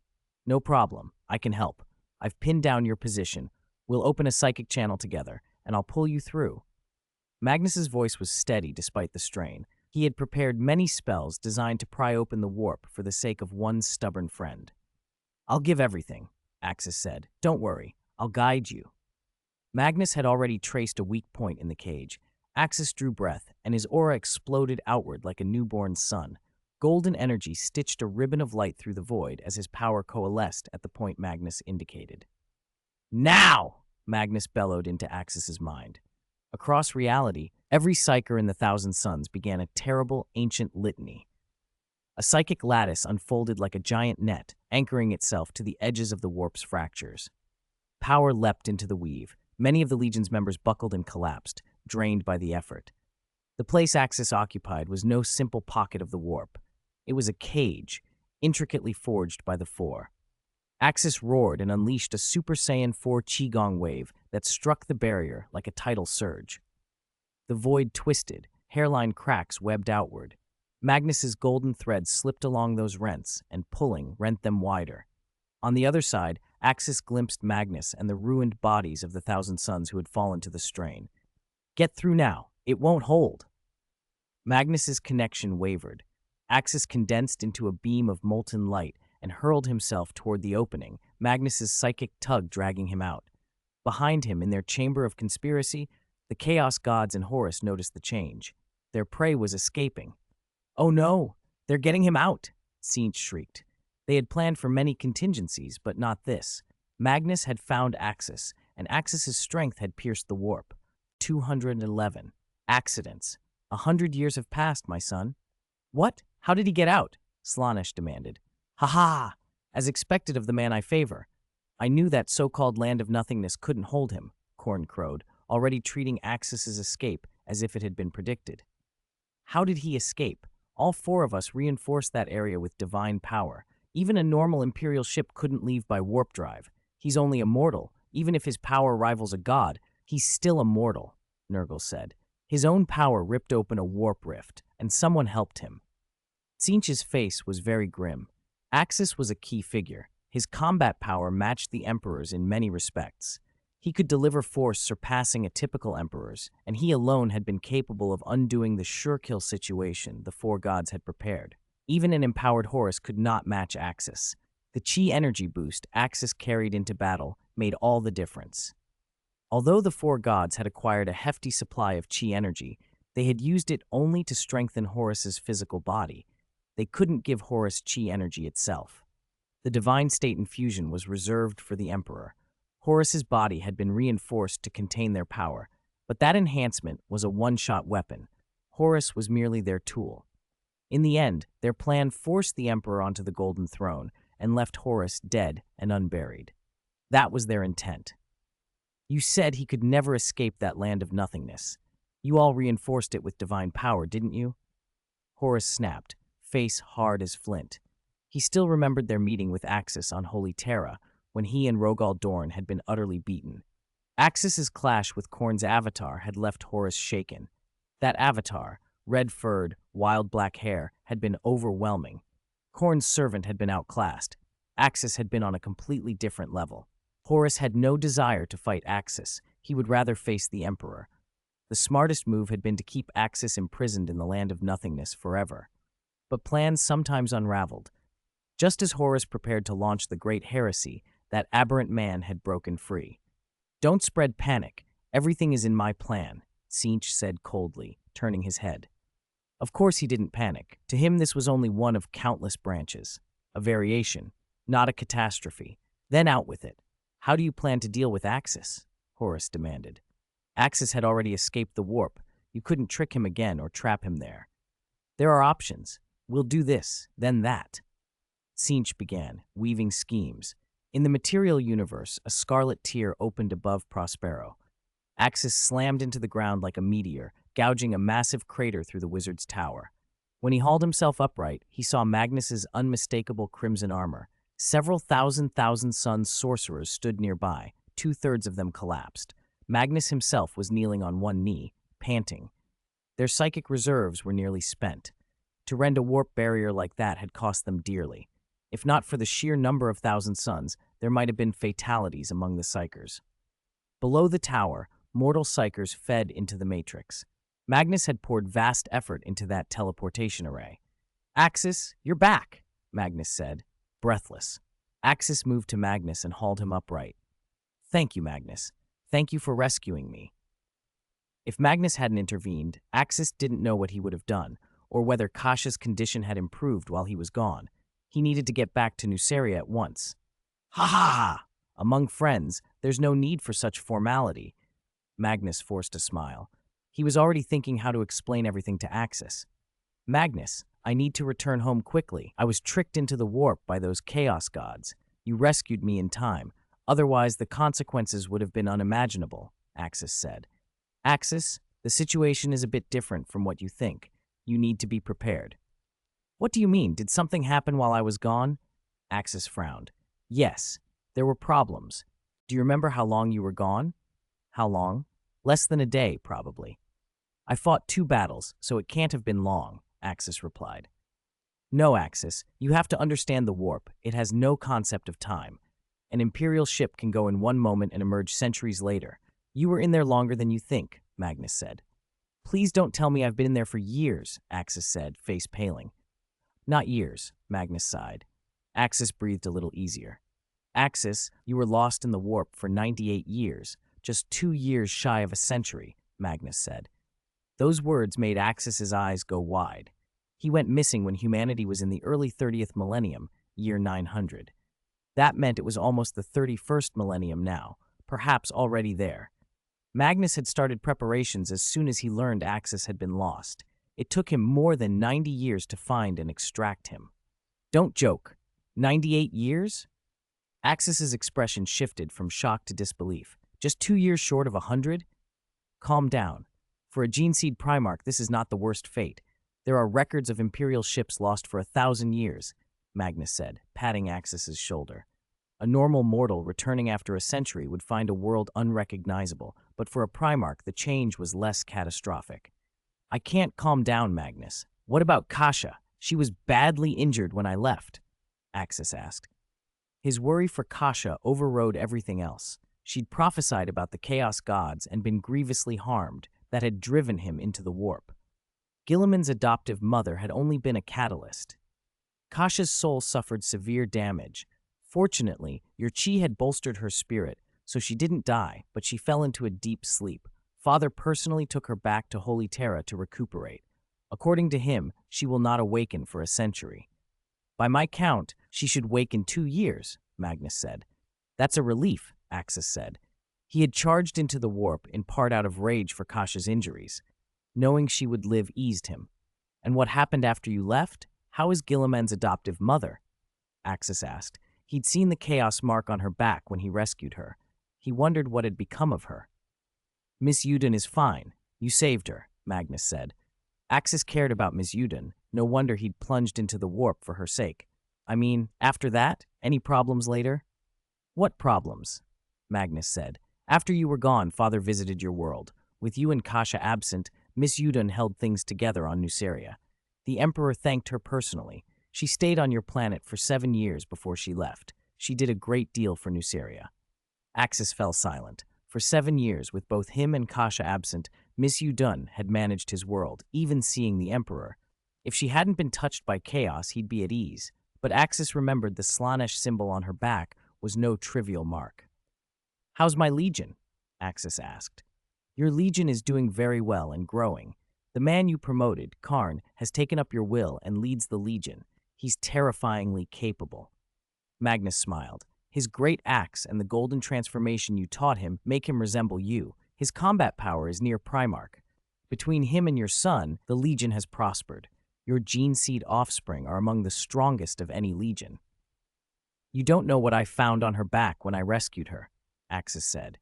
That chaos mark. I thought she was beyond saving.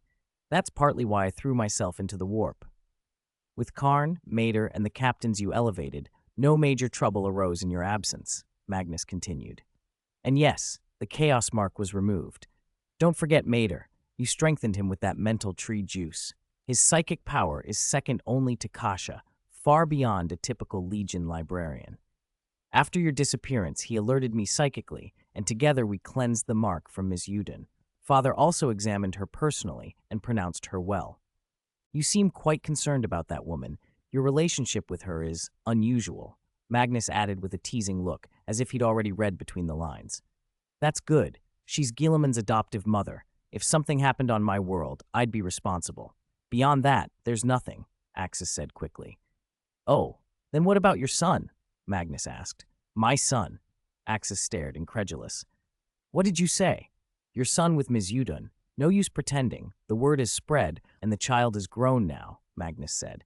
Wait, are you sure it's my son? Impossible. Don't joke. I never, Axis stammered, shaking his head. The notion was absurd to him. He'd never been intimate with Ms. Uden. I'm not joking. When Father visited, Ms. Uden's belly was large. Father even stayed on your planet for a few extra months to wait for your son's birth before he left, Magnus said. If anyone would know, it would be the Emperor. He had personally modified Axis. Impossible, Magnus. Ms. Uden and I never had a relationship, understand? There's no way she could be carrying my child, Axis protested. Even if things had spun out of control, he'd never been intimate. How could he have fathered a child? Butterfly wings? 3 Imperial War Masters? At the name, Magnus's face changed. Axis would not lie to him. If Axis said he had nothing to do with Ms. Uden, then he truly hadn't. So how had this woman ended up pregnant? Axis, that makes things complicated, Magnus said. The child resembles you. He has a tail like yours and can trigger that golden-haired transformation you use, though he doesn't seem to have key energy. He has a tail and can go Super Saiyan? Axis said, incredulous. Could he be one of my gene seed offspring? I theoretically have over 200,000 sons. Every member of the Golden Legion could be one. Magnus shook his head. Impossible. He was born naturally. There are no signs of genetic modification. I've seen him. His psychic talent is extraordinary. Axis frowned. If the boy were a product of gene seed engineering, Magnus would have noticed. This child was a natural human. Strange. Could he be a clone or an in vitro baby? Axis asked. If you could obtain some biological material, hair, skin cells, on my world, you might perform in vitro fertilization or cloning. The Emperor himself had tried similar experiments during his early changes, and they failed. Clones not born naturally couldn't survive without ki. It probably wasn't a clone, Magnus said, but I wouldn't rule out in vitro conception. Axis's mouth tightened. So Miss Uden had been abnormal in some way. She'd obtained samples of Axis's genetics, extracted his material, and made herself pregnant. If that was true, the child's identity was exceptional. To some extent, the boy might not be embraced by his father. I agree, that's the likeliest explanation. There's more you don't know. Some things happened before. Axis began, and then recounted Slaanish's strange blessing and Ms. Uden's obsessive infatuation. Then it's almost certain the child was conceived in vitro, Magnus said when Axis finished. What do you want to do about him? Axis looked away. I don't know. If he's truly my son, I'll let him remain in my legion. I have responsibilities. As for Ms. Uden, she doesn't inspire any affection. Axis didn't seem worried about chaos corruption. If some corruption could deceive the Emperor, it would have to be more powerful than the 4 ruinous powers. Why don't I speak to Father? Magnus offered. Let him know exactly what's happened with this child, and tell him you've returned. He'll be glad to hear it. In the years after Axis's disappearance, the Emperor had personally searched for him before passing the task to his sons. Now Axis had returned. Magnus wanted the Emperor told at once. By the way, Axis said, who raised my child? Where is he now? Magnus explained. For the first 7 years, Miss Uden raised him on your world. Leman Russ did propose taking custody, but the boy's psychic talent was so potent that when he was 10, Father personally ordered him sent to Prospero to study with me. If it weren't for that terrifying psychic ability and the Emperor's personal assignment, the boy would likely have been taken away by Leman Russ. Even while he was on Prospero, Russ had visited him several times. "Is he still here?" Axis asked, surprised. He had not expected that Magnus had raised his convenient son and that the Emperor had been personally involved. "No," Magnus said. "If you had reappeared a few decades earlier, you could have met him. He studied with me for 10 years. After he came of age, he returned to your legion to lead your gene seed offspring with Khorne and fought across the galaxy. Without you, the legion's gene seed Primarch was absent, but your son's combat power, though not at your level, was still formidable. Compared to other gene seed Primarchs, he wasn't far behind." Magnus's tone softened. He had complicated feelings about a boy who had spent a decade in his school. "I see. What year is it now?" Axis asked. He had been gone 98 years. Calculating from that, a cataclysmic civil war should be approaching. "It's the second year of the 31st millennium," Magnus said. "Come with me. I want to go tell Father now. Lionel Johnson, Leman Russ, Sanguinius, they'll all be pleased to know you've returned." Axis nodded and followed Magnus back to the Sorcerer's Tower. Around them, other Thousand Sons who had helped extract Axis were waking and being tended to by Medicae. "Much has happened while you were gone," Magnus said as they walked. "The Great Crusade has been very successful. The Imperium spans to the edge of the galaxy now. Humanity has never been stronger. Restoring the Golden Age is within reach. Are intellect library units present in every legion now?" Axis asked. Before the Great Heresy, there had been the Council of Nicaea debating the use of psychers in the legions. The council had disbanded the intellect library units not long before the Ulanor Crusade. Magnus laughed. "They were preserved. All legions now have intellect libraries." Axis allowed himself a small, relieved smile. At least that victory hadn't been wasted. "Tell me about the major events of the years I missed," Axis said. "No problem," Magnus replied. Opposition to the intellect library came mainly from Mortarion, Rogel Dorn, and Corax. Corax returned to the Imperium after you disappeared and now commands the Raven Guard, a legion skilled at infiltration. He is powerful but deeply distrustful of psychers. 2 more Primarchs have come back since then. Alfarius returned about 70 years ago. Magnus's tone grew more serious. "About 50 years ago, a decisive event occurred. Lorgar's perfect city was destroyed. It was your gene seed offspring who did it, on the Emperor's orders. Lorgar had become too fanatical, and his fanaticism hampered the Crusade's progress. The Emperor used your son to punish him." Axis felt a jolt of confusion. He had expected the Ultramarines to be involved in the fall of the perfect city. How had his Golden Legion become the instrument of its destruction? And why was his son chosen by the Emperor to carry out the deed? "What position does my son hold now?" Axis demanded. "Is he the first captain?" "I expected you'd ask," Magnus said with a wry tone. "He is Vice Lord Commander of your legion, and he's the War Master of the Imperium's left flank." "War Master of the left flank?" Axis blinked. "There's more than one War Master in the Imperium now?" "Yes, there are 3 War Masters," Magnus explained. "Grand War Master Horus holds the supreme position and authority over the others. Your son commands the left flank. Rogel Dorn is War Master of the right flank and is primarily responsible to the Emperor for the defense of the Sol system." Axis bristled. If there were multiple War Masters, why had he not been considered? He believed Lionel Johnson would have been more appropriate. "Why do you think your son is unqualified?" Magnus asked. "He is outstanding, a top-tier strategist, cunning and excellent at administration. He has a strong relationship with the Ultramarines. The boy's aptitude for internal governance may come from his mother."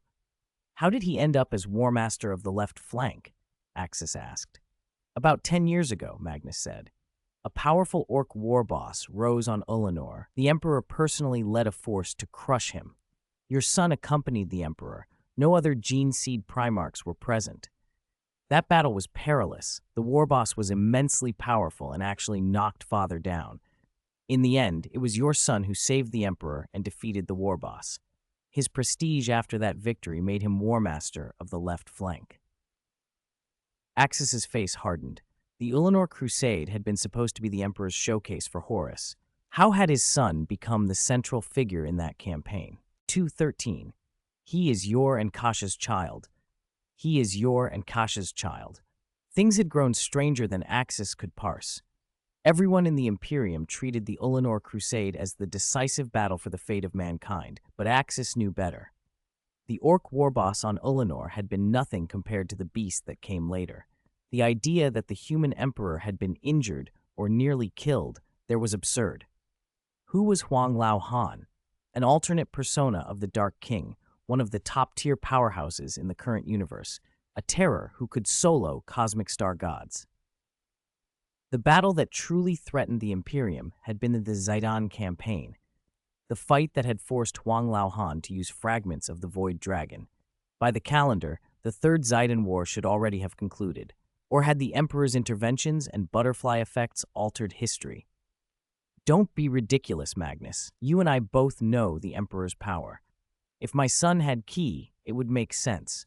But without Ki, he couldn't handle what the Emperor couldn't, Axis said. Without Ki, even if someone's combat strength numbered into the millions, their destructive capability wouldn't compare to a Kai wielder whose power rating was in the tens of thousands. But it happened. As for how strong the Emperor really wants to show himself to be, he probably has his reasons.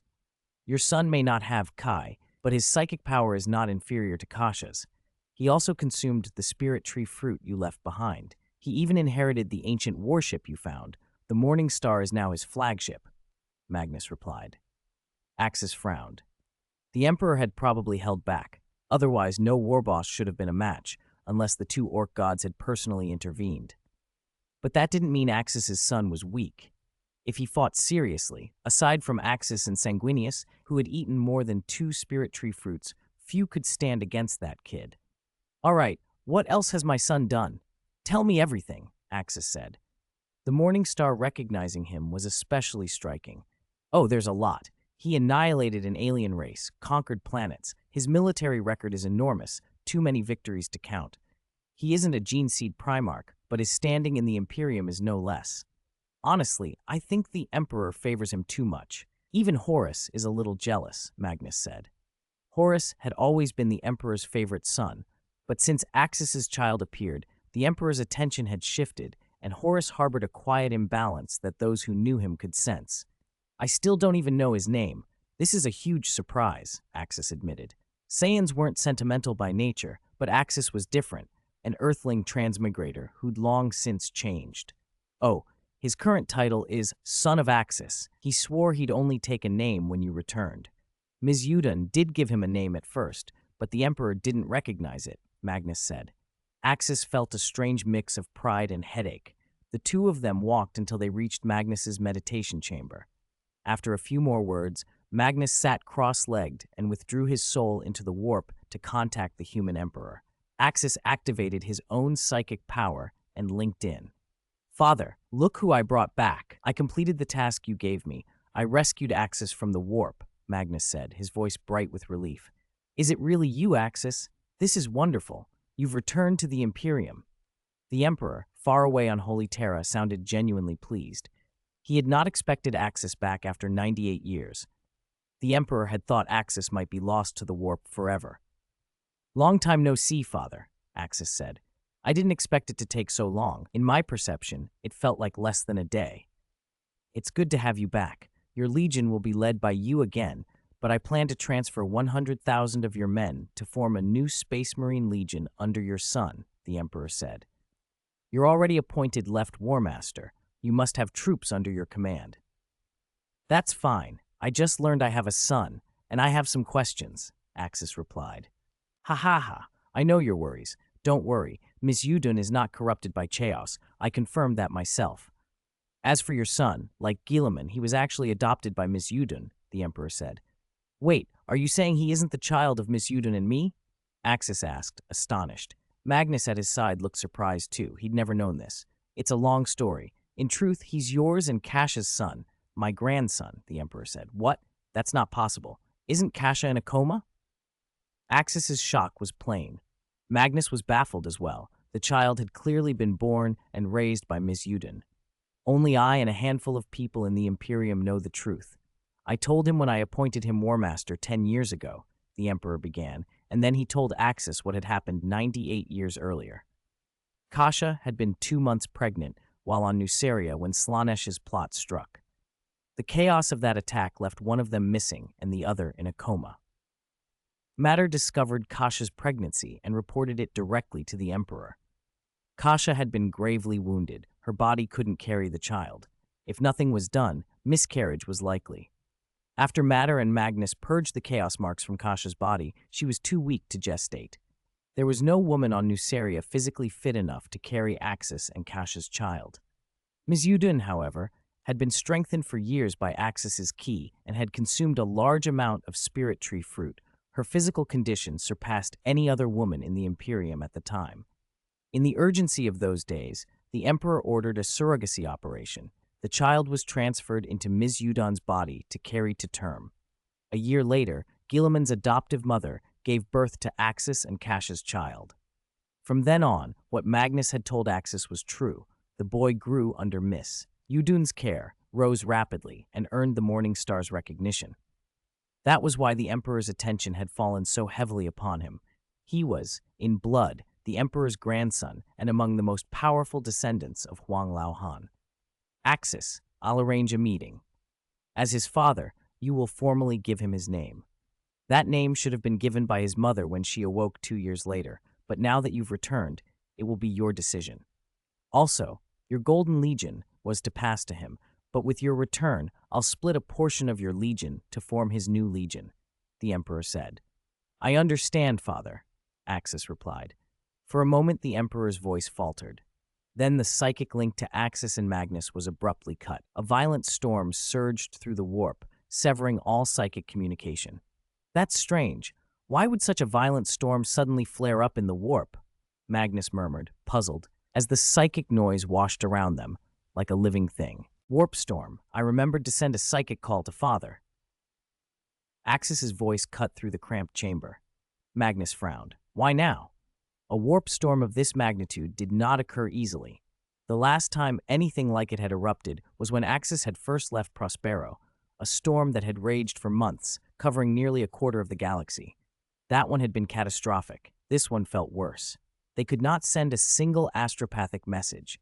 This kind of silence in the warp had only been seen once before, 1,000 years ago, when the birth of a new chaos god had severed whole human polities from one another and set technology back centuries until the Emperor himself rose to bind humanity.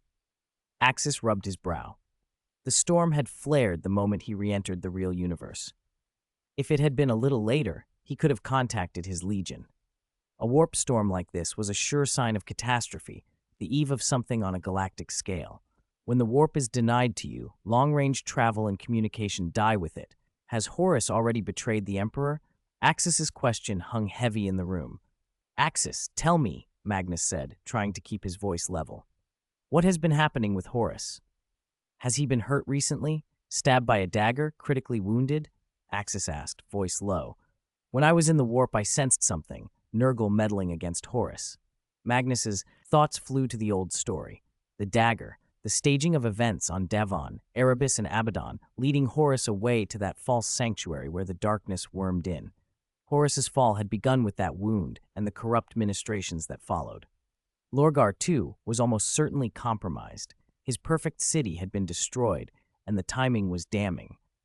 Devon had been a trap devised to ensnare Horus, corrupted governors, a crafted blade.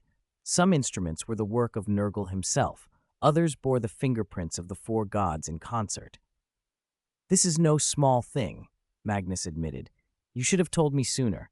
I haven't heard any reports of an attempt on Horus' life in recent years, but this warp storm is no ordinary storm. If what you suspect is true, then someone is plotting against him now. At that moment, the astropathic line went dead. The warp denied them entirely. No messages, no travel, no warning could be sent. Can you search for Horus in the warp? Try to find him and warn him, Axis urged. Magnus nodded. He folded his legs, settled into meditation, and pushed his soul into the storm. His power in this timeline was far greater than it had been originally. Though the warp raged, Magnus could force his way into it as a demigod of sorcery. He sifted through the screaming seas of thought and shadow, seeking Horus's signature. They stayed in that hidden chamber for months, emerging only to eat. For weeks, Magnus and Axis probed the warp without success. the storm only intensified. Imperial merchant vessels arrived at Prospero in growing numbers, desperate for refuge. Many were torn apart en route, their hulls shredded by the storm's hunger. The warp region over Prospero pitched and writhed as if the gods themselves were testing the planet.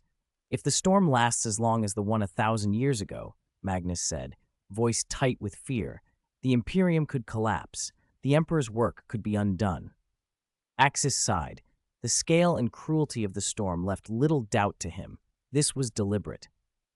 The four gods of chaos were not simply sowing panic. They were trying to cut humanity off entirely. In another timeline, during the Horus Heresy, the Chaos Gods had not unleashed their full might against the Emperor. They wanted humanity weakened, pliable, useful, but not eradicated. Now, however, the techniques of corruption were surgical and merciless. There had been massacres. Ivant 5, where Horus had opened a breach in the warp that allowed Rogol Dorn's reinforcements to be channeled to a prepared killing ground, where 3 Space Marine legions had been annihilated. With the gods' blessing, Horus's forces could travel those torn pathways like fish in water. The loyalist legions were left blind and stranded.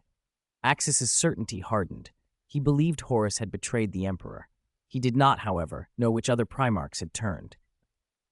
"Has the Imperium fought the Raiden again?" Axis asked abruptly. "Have any Primarchs been lost in that war?" "What an odd question," Magnus said. "Since you routed the Raiden, they've stayed at the Galactic Rim. No large-scale invasion has struck Imperial space. As for the Primarchs, all 20 are present with us. There has been no third Raiden war like in the other account." That puzzled Axis. In the original history, the Emperor had erased 2 Primarchs, the 2nd and the 11th. In this new branching, they still lived. The 2nd Primarch had been spared by Axis's intervention. The 11th had not fallen because the Raiden threat never flared the same way. Axis had met the 2nd once when he first emerged. The 11th remained a face he had yet to see. If the Great Heresy was now happening, which way would these altered brothers turn? "And Angron?" Axis asked. "What of the 12th? Magnus's eyes darkened. Angron, the original 12th, had been among those who turned in the old telling. His savagery and hatred made him a likely candidate to side against the Emperor. Lorgar, too, bore motive in history. He nursed grievances against Magnus's legion for the destruction of his perfect city. Lorgar's recent zealotry and obedience to orders after that destruction seemed, to Magnus, almost like a mask. "What I must tell you is something the Emperor forbade me to speak of," Axis said. "On Holy Terra, the Emperor showed me a vision. He revealed that more than half of the Primarchs would betray him." Magnus's composure cracked. "What? More than half? How could our own sons do that? We were created by Father. We revere him. We worship him." "I was forbidden to reveal it," Axis admitted, "but if the heresy has indeed begun, the warning is uselessly late." Magnus scowled. "If that's true, then Lorgar must be among them. He has reasons, and his perfect city's destruction. Even if there are many traitors," Axis said, voice flat, "the Chaos Gods are clearly concentrating their assault on this quadrant. They want us contained and out of the picture. I cannot leave to gather allies. I have no ship, no means to traverse, even if I could break free of Prospero physically." Magnus's eyes brightened with a sudden plan. "Then we must warn the Emperor ourselves. If warp channels are blocked, we could combine our power, me, my legion, and perform a psychic projection together. With my sorcery and your gift, we could force a message through and reach Holy Terra." "No," Axis snapped immediately. "You cannot. You do not know what stands over Holy Terra." Magnus's hope withered. Axis's face was grave. "The Emperor built a webway using the Golden Throne as its anchor.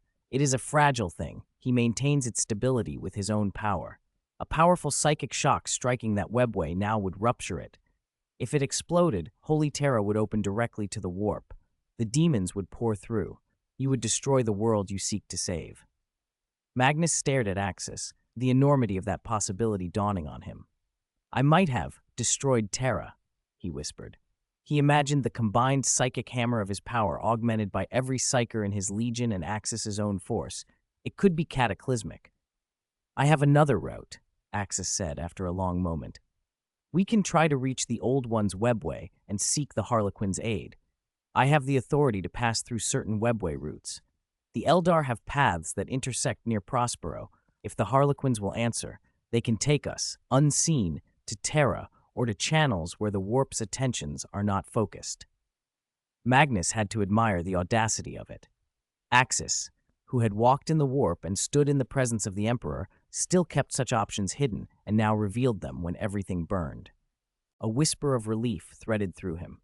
Far away, on a different world, Horus gathered his conspirators. He had called together librarians steeped in the ruinous lore of the warp and an assembly of chaos sorcerers from the rebel legions. "All of you listen," Horus bellowed, voice like a black banner. "This time we will launch a psychic assault upon Holy Terra and tear down the Emperor's webway. We will rend his throne, and we will set the galaxy free. 215. The webway is destroyed, and the Emperor sits on the golden throne." To ensure the complete success of his plan, Horus mobilized every legion librarian and psyker who had already pledged themselves to him and were confirmed traitors to the Emperor. He also selected a vast number of chaos-corrupted psykers, warlocks tutored by Tzeentch's daemons, some raised to daemon princes centuries before. The first step of the Great Heresy was simple and absolute: trap the Emperor on Holy Terra. If the Emperor could not be contained, the rebellion would be meaningless. Wherever the Emperor appeared, it would only be a matter of time before they were crushed. The keystone of the entire war was to keep the Emperor from participating. Horus had once intended to reveal himself to Magnus first, to force Magnus to learn that Horus had turned to chaos, then unleash a warp storm to sever all warp communication. After compelling Magnus to send a psychic signal to the Emperor, Horus meant to use the power of the Chaos Gods to bombard the webway the Emperor had built. That plan had been foiled when Magnus found Axis and brought Axis to Prospero. But Horus was not a war master who fought without contingency. If Magnus could not destroy the webway for him, Horus would do it himself. "Horus, everything is ready. We stand by for your command," said the Primarch Fulgrim, resplendent in purple and gold armor, his handsome face twisted with malice. "Are you confident, War Master?" asked Mortarion, wrapped in dark green plate and bearing a gargantuan power scythe, the Primarch of the Death Guard. "I am absolutely confident. Our allies within the warp will see this through," Horus replied. "Then let us begin. I've waited a long time to kill that hypocrite. He is a tyrant," said the Primarch of the 11th Legion, whose name was left unstated in this telling. "We will strike him down and free our mother," the unnamed Primarch went on. "Mother tried to stop his plan and failed. She was right. He uses us as weapons.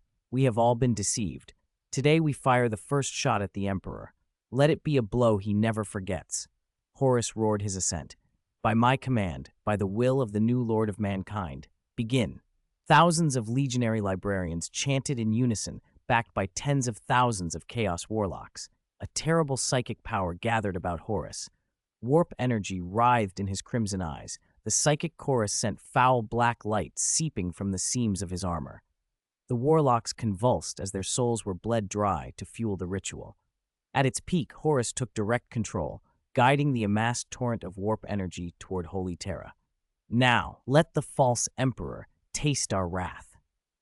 Across time and space, the psychic assault struck the heart of the Imperial Palace.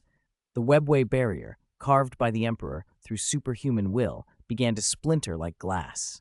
The Emperor, calibrating the psychic matrix at the webway entrance, looked up as the sky beyond the crystal dome stained a sickly purplish red. The palace trembled. Spiderweb cracks crawled across the outer wall of the webway. Seals the Emperor himself had laid down dissolved as if scorched away. Then the worst came. As the webway broke, innumerable daemons surged from the warp. The Chaos Gods had seeded the warp regions around Holy Terra with fresh armies. All of them poured through the rupture in an instant. The webway that had taken the Emperor centuries to build was destroyed in seconds. Daemons erupted into the Imperial Palace with howls and roars. "All custodes, heed my command. Cooperate with the Sisters of Silence and enter the webway to stop them. They must not be allowed to enter Holy Terra," the Emperor ordered. "As you command, Your Majesty." Captain General Valdor knelt, saluted, and then led the custodes, gold-armored guardians, and detachments of the Sisters of Silence into the riven webway. The breach was a festering wound. Warp storm winds howling through the corridor as chaos energies poured into the passage. Daemons swarmed in a tide. Constantin Valdor raised his power halberd. The gilded armor of the custodes threw back the dim light. "For the Emperor! For Terra!" he thundered. The custodes roared in reply and formed an unbroken shield wall to meet the first onslaught. "Until death, we do not yield." The first into the breach were Khorne's legions, bloodthirsters leading the charge, brass axes swinging as they crashed against the custodes' line. Valdor did not yield. His halberd flashed, holy light lanced forward and ripped a daemon apart until it crumbled to dust. But the daemons were without end. Nurgle's Nurglings followed, writhing and spewing clouds of contagion designed to eat through the custodes' plates. The Sisters of Silence stepped forward, projecting psychic null fields that blunted the corrupting power. The two forces, custodes and sisters, combined into an almost unimaginable bulwark. The custodes' shields locked into a golden wall.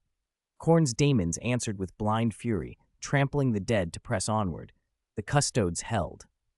Deeper in the webway, Tzeentch's horrors slithered and flashed. Pink horrors fired psychic lightning that sought to fracture the custodes' cohesion. The sisters' null fields suppressed much of the sorcery, but not all. A custodian could be consumed by sorcerous flame, even as his armor fused into slag. Still, he did not step back until he fell. They knew they could not eradicate the demons entirely, only buy time. A custodian drove his halberd through several fiends, but the rift spat more forth to refill the gaps. The battle within the webway became a war of attrition.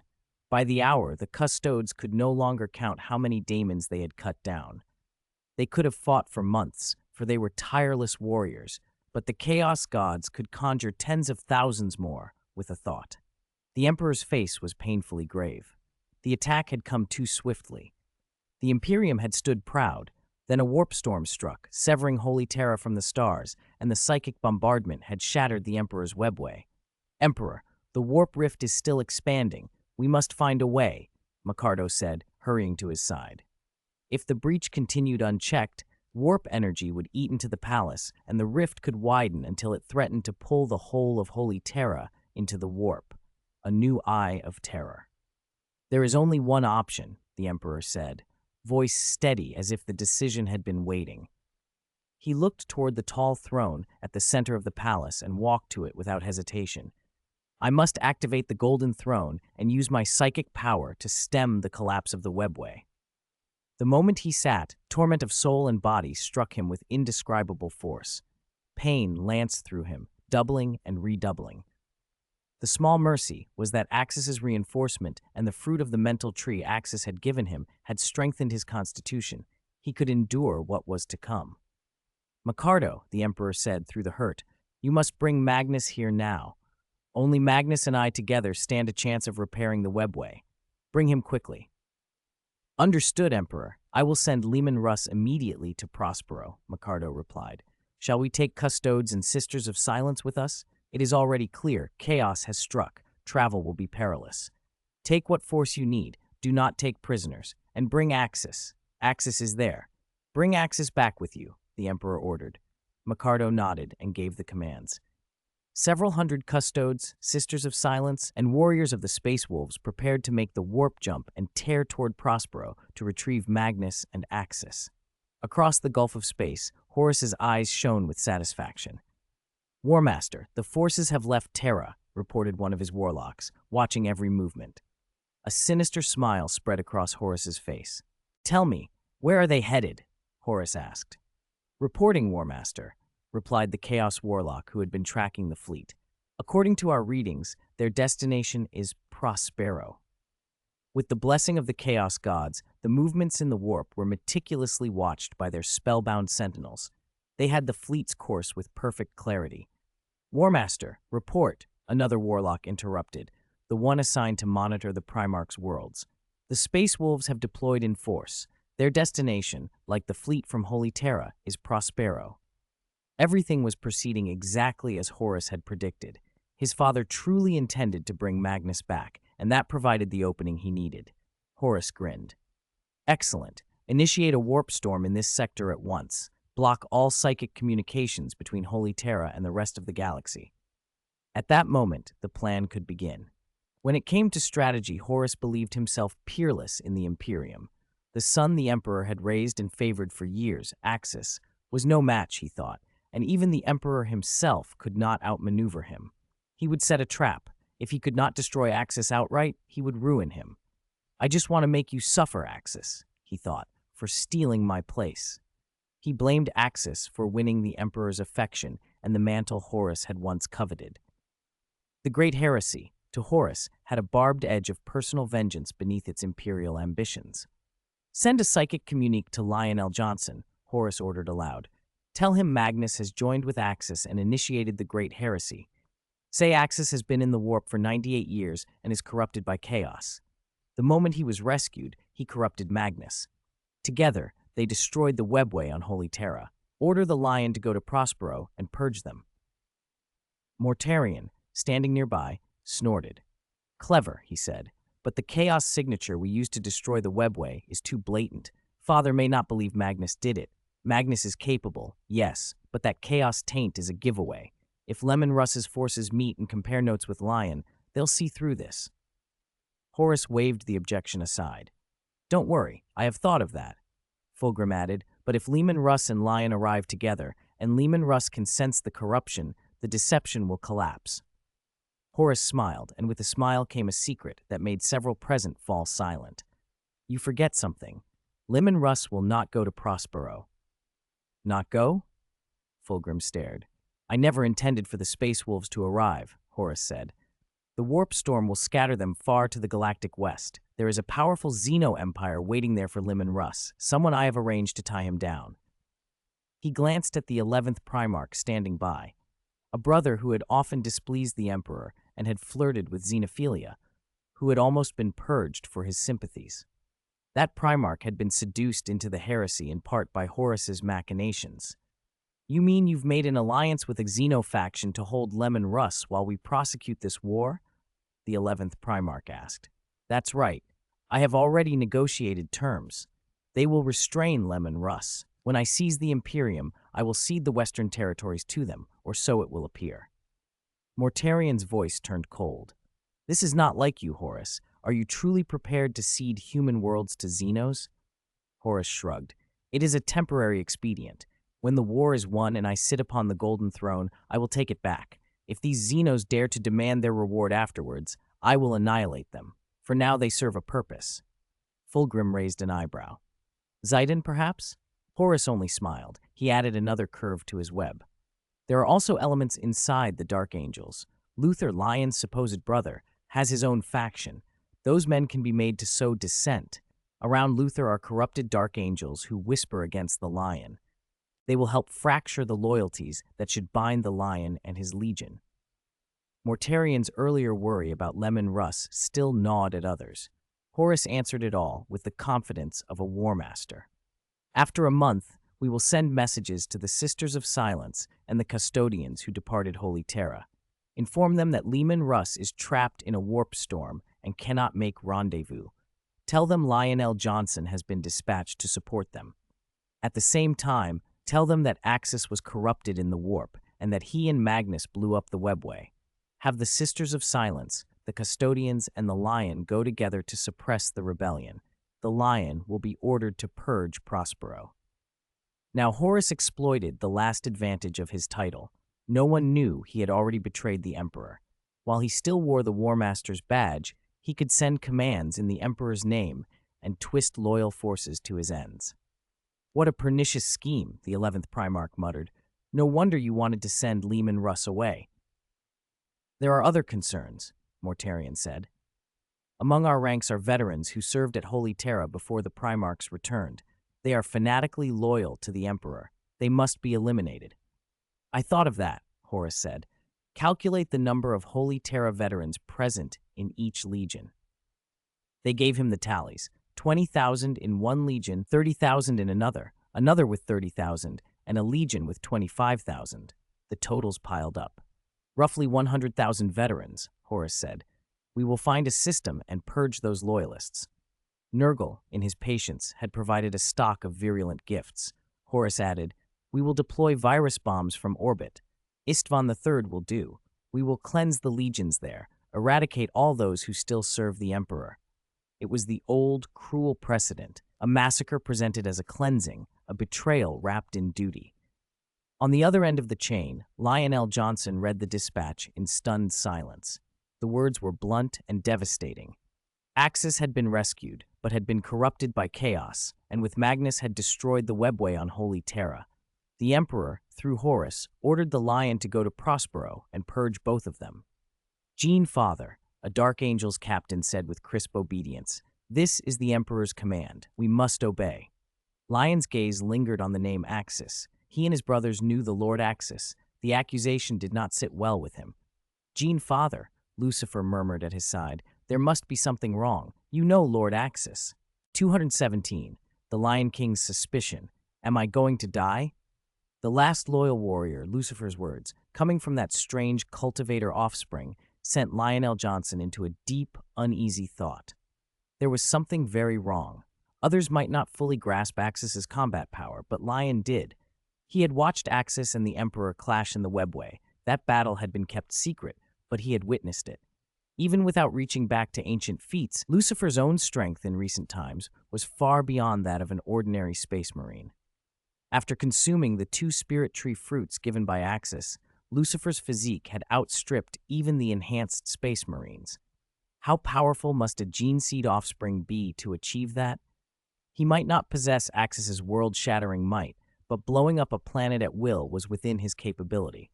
Although Lucifer treated Lion with respect, Lion knew he could not defeat this gene seed offspring alone. More than a century and a half had passed. Though Lion had grown stronger, he was still nowhere near Axis. He doubted he could even force Axis into his first form, the golden-haired transformation. Even if Lion and Lucifer fought together, they would be outclassed. Axis could also create these special cultivators. How strong, then, was Axis? The answer needed no elaboration. If Axis had truly betrayed the Emperor and humanity, if he were truly a traitor, the Emperor would never have sent Lion alone on this mission. The Emperor would have led a force himself and mustered all the Primarchs. Only then could Axis be taken down. Besides, Axis's chi had strong resistance to warp corruption. Lion did not believe Axis would turn traitor. He certainly did not believe the Emperor would send him to put down a rebellion against someone on Axis's level. That would be a death sentence for Lion and for the entire Dark Angel's Legion. "Father, Lucifer is right. Something's off. We've seen Axis fight. When he took on the Rydans, Axis crushed them single-handedly," said another Dark Angel's assault captain. Newer recruits might not have known Axis's reputation, but the veterans did. Back when Axis had been a gene seed offspring of Leman Russ, the Wolf King, he had strode into 1,000 Dark Angels without a word, and they couldn't make him budge. His mere presence had defeated them. "But father, this is an order from the Imperium," another captain protested. "This is an order from War Master Horus, not from Terra. Understand that clearly," Lucifer said coldly. Though he owed his origins to Lion, Lucifer answered to his own master. He had to protect his master's interests. There was a real problem here. It would be ideal if psychic channels were restored so we could confirm this order with Holy Terra, said the Dark Angel's librarian. Hearing Terra mentioned made Lion's suspicions snap into place. The warp storm had cut communion with Holy Terra for months. During that time, all operational orders had come through War Master Horus. Orders from Terra had been severed, yet Horus's commands continued to reach them. Even stranger, despite the violent warp storm, every time they followed Horus's directions, the warp corridors they traveled were calm and clear. That inconsistency nagged at Lion. Something was very wrong. Enough arguing. If it is the War Master's command, we will go to Prospero. But this is not an assault, Lion declared. First, he would speak with Axis and learn why Axis and Magnus were being branded as traitors. Gene Father, for this operation, we should rendezvous with the Sisters of Silence and the Custodes. Another officer urged. Their target is also Prospero. Good. Activate the ships. We head for Prospero, Lion said.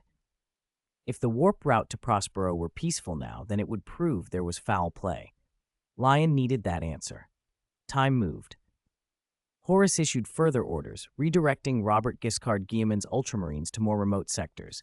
Sanguinius's Blood Angels and the Golden Legion, led by Axis's son, were sent to peripheral regions. Only a garrison of 10,000 remained on Nuceria. After releasing these orders, Horus and the brothers who had pledged themselves to him sailed for Istvan III. The traitor Primarchs told their loyal sons that Istvan III's government had betrayed the Imperium and embraced a barbaric cult. They would go to quash the uprising. Loyalists believed them. They boarded drop pods as airborne forces and never returned. The ground force was over 100 companies, over 100,000 Astartes. Against an airborne strike of that scale, Istvan III's rulers had no time to explain or resist. The battle ended within hours. But a fragment of loyalists did not take part in the drop, and those were the ones who saw the truth. Garrow, a loyalist Death Guard captain, and Taviz, a loyalist of the Emperor's children, were the first to notice their Primarch's true intent, a terrible viral bombardment. They understood the horrifying truth. Their gene father had betrayed the Emperor. Faced with that knowledge, Garrow and Taviz made a terrible but correct choice. Garrow seized the frigate Eisenstein and helped Taviz break through the blockade in a Thunderhawk to warn the Loyalists on the surface that viral shells were coming. Garrow then piloted his cruiser and attempted a desperate breakout for Terra to inform the Emperor. Thanks to Taviz's warning, many Loyalists on the ground sheltered in bunkers, tunnels, and sealed facilities. The virus shells rained down. When the bombardment and the fires subsided, the survivors emerged into a poisoned, altered world where the air itself was lethal. The Loyalists were enraged. Their fathers had betrayed them and the Emperor. They lost nearly 40,000 Astartes to the bombardment, but the real fight had only begun. They had nowhere to evacuate to, but they resolved to make the traitors pay. They dug in, building defenses to meet the coming assault. They knew ground battles might not come.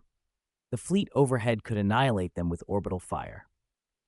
Horus had no intention of mercy. He ordered more viral bombardments. Green shells fell again, mercilessly. The loyal Astartes roared their last for the Imperium as they made their final stands. Note, in the original timeline, these loyalist forces held out for 3 months, which gave Captain Garrow time to carry news of the Horus heresy to Terra. Horus had not planned to engage them in protracted ground combat, but Angron's arrival forced a ground war. In this version, Angron is gone. After finishing with the dissidents, Horus ordered the fleet to pursue Garrow. Garrow had only left the battle hours earlier and had not yet reached a warp point. He and his 100 Death Guard were in dire straits. "Captain, what do? We can't escape," one Death Watch sergeant muttered. "We serve the Imperium," Garrow said. "We fight the traitors to the end." Escape seemed impossible. As despair was settling, a sudden garish light flared aboard their ship. An Eldar Harlequin, wearing a brilliant court jacket, stepped into view. "Sir, if you wish to live, come with me through the webway," the Harlequin said. Before he could say more, bolts snapped up, aimed at the Xenos. "Xenos, who gave you leave to board my ship?" Garrow barked. "This is complicated, and you have little time. Leave with me now, or Holy Terra will never hear your message," the Harlequin answered. "We never consort with Xenos," came the stiff reply. "Do as you will. If you stay, you'll die here. I'll go, and Terra will be warned," the Harlequin snorted. Garrow looked at the closing pursuers. There was no choice. Whatever their feelings, the message had to reach Terra. Reluctantly, Garrow ordered his men to lower their weapons and follow the Harlequin into the webway. In a flash of light, the destroyer and its complement vanished. The pursuers were left bewildered. Their quarry had simply disappeared. The Shadow Moon Wolves, who had been chasing them, returned to Horus's flagship, the Vengeful Spirit, with an alarmed report. "They disappeared? Vanished right before you?" Horus flared with fury. Everything had gone so smoothly that day, until now. If Terra learned of his plans early, everything could unravel. "Perhaps we can use this. Lay a trap and wipe out the Imperium's remaining forces," Fulgrim suggested. "Forget it. Proceed as planned," Horus said. Magnus could not be allowed to reach Terra. Aboard Garrow's ship, once out of immediate danger, he confronted the Harlequin with questions. Why would an Eldar save them? "I know you're confused. I was sent to bring you to someone waiting," the Harlequin said. "We're going to Terra. That's our destination," Garrow replied stiffly. "Terra is wrapped in the warp storm. You must see a more important dignitary. The secret route to Terra is reserved for him. It cannot be exposed." The Harlequin gave no more explanation. "Who is this dignitary?" Garrow pressed, impatient. "Axis, Primarch of the Golden Legion. I was ordered by him to save you, the Harlequin answered. Lord Axis? But he's missing. Garrow began, disbelief and hope warring in his voice. 218, the strongest Primarch Axis, prophecy, seeing through. He had heard the stories about the 12th Legion, the Golden Legion, and its gene-seed Primarch, Axis. Rumor held that no Primarch matched Axis for sheer combat prowess. He outshone even Lion L. Johnson and Leman Russ. Some who had fought alongside Golden Legion Space Marines swore their combat ability was fearsome beyond measure. They could trigger a golden transformation, their bodies suffused with radiant light, hair turned to burnished gold, and their strength multiplied 2, 3, even 5-fold. Even without that aura, the 12th Legion's Marines were generally stronger than those of other legions. People said this power came from their Primarch, Axis, a gift, some whispered, from the Emperor himself. If so, what would Axis himself be capable of when he unleashed that light? Legends even claimed Axis had faced Sanguinius, Horus, Rogel Dorn, and Lion L. Johnson, and won overwhelming advantage, making him the mightiest of the Primarchs. Then, a century earlier, Axis had vanished. The Golden Legion kept faith that their Gene Father would return. Other legions were less sure. Axis had returned months ago, rescued by Magnus. With Magnus's help, he had reached out to the Harlequins. Using the webway, the Harlequins scoured the galaxy for the latest intelligence. That was how Axis learned what was already underway. Horus had sparked the Great Heresy. At first, Magnus refused to believe it. Axis had sent the Harlequins to Istar Bay 3 to see if any loyalists could be saved. Angron's already been dealt with by me, Axis told them. Without Angron's savage charge, the loyalists might have had a chance in a ground fight, but in space, Horus would have overwhelmed them. There would be no safe retreat. Garrow and the loyalist survivors were reluctant, but had no choice. They followed the Harlequin through the webway to Prospero. If they killed the Harlequin in this strange passage, they risked being lost forever. Death here was meaningless compared to failing to warn the Imperium. Magnus, the most powerful psyker after the Emperor, had to be told he was the Imperium's best hope to get word to Terra. The webway carried them in a matter of days. The fleet that had fled Istar Bay 3 emerged in the direction of Prospero, and they landed. Garrow led over 100 Death Guard Marines and a dozen Emperor's children to kneel before Magnus and Axis. Greetings, two great gene-seed Primarchs. I am glad, beyond words, that Lord Axis has returned to the Imperium, Garrow said. No need for pleasantries. Tell me, has Horus already launched the Great Heresy? How many Primarchs have turned? Axis asked. From the Harlequin's intelligence and what Garrow knew, the answer was grim. Yes, Lord Axis. Warmaster Horus has betrayed the Emperor. He, along with Fulgrim of the 3rd Legion, Mortarion of the 14th, and the Primarch of the 11th Legion, have risen in rebellion. On Istar Bay 3, they purged the Loyalists. We are the only survivors. Garrow related everything he'd seen. Axis listened, nodding. Others should have escaped as well. There should be more survivors from the Second Empire. But he did not yet know whether events here matched the old timeline. Magnus stood stunned. He could understand Mortarion's treachery, and perhaps the 11th's. Both had long harbored resentment toward the Emperor. Horus's betrayal and worse, Fulgrim's, those still shocked him. Fulgrim's legion had reveled in honor. They called themselves the Emperor's children and bore the Imperium's double-headed eagle as a badge of privilege. For them to turn was almost inconceivable. Magnus said nothing at first, his expression raw with disbelief. We are shattered, Lord Axis. Lord Magnus, Garrow said. Our Gene Father betrayed us. I plead with you, inform Holy Terra. Send their armies to crush this rebellion. Magnus's face tightened. He would have sent word if he could, he told them. He could not contact Terra. To reach Holy Terra now would require the webway, the domain of the Harlequins. Axis had them for that reason, but even so it was not that simple. You rest, Garrow, Axis said, placing a hand on the Loyalist's shoulder. I promise you, Holy Terra will hear. I will see this rebellion ended, and Horus will be punished. He signaled for Magnus's aides to take the survivors to recover.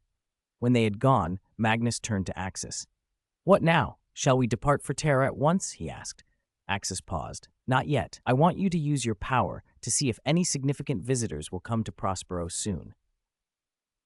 In the original timeline, Prospero's burning was the first major strike of the heresy. Magnus's world was sacrificed so Horus could neutralize Magnus and free himself to move against the Emperor.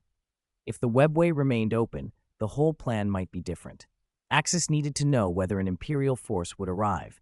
If he and Magnus left and Terra's fleets or agents showed up shortly afterward, Prospero could be destroyed in their absence. "What are you thinking? Why do you want me to make a prophecy?" Magnus asked, uneasy. "Do not question. Use your sight now." Axis was terse. Magnus closed his eyes, sitting cross-legged, and reached outward with his power. Images flashed through his mind, possible futures folding over one another. "Axis," Magnus said at last, dread in his voice, "if we leave for Holy Terra now, Lionel Johnson will arrive here with the Custodes. He will bring forces that will utterly destroy Prospero and annihilate my legion's gene seed offspring." Axis frowned. That prospect was scarcely imaginable. If Magnus had not warned him, the consequences would have been catastrophic. Axis's surprise only deepened when Magnus continued. "It won't be Leman Russ who comes," Magnus added, astonished. "It will be Lionel Johnson. Horus has framed us. He's rewritten orders or twisted commands, such that Lionel Johnson, the Custodes, and the Silent Sisters will be sent together to seize us. He will claim we have turned to chaos."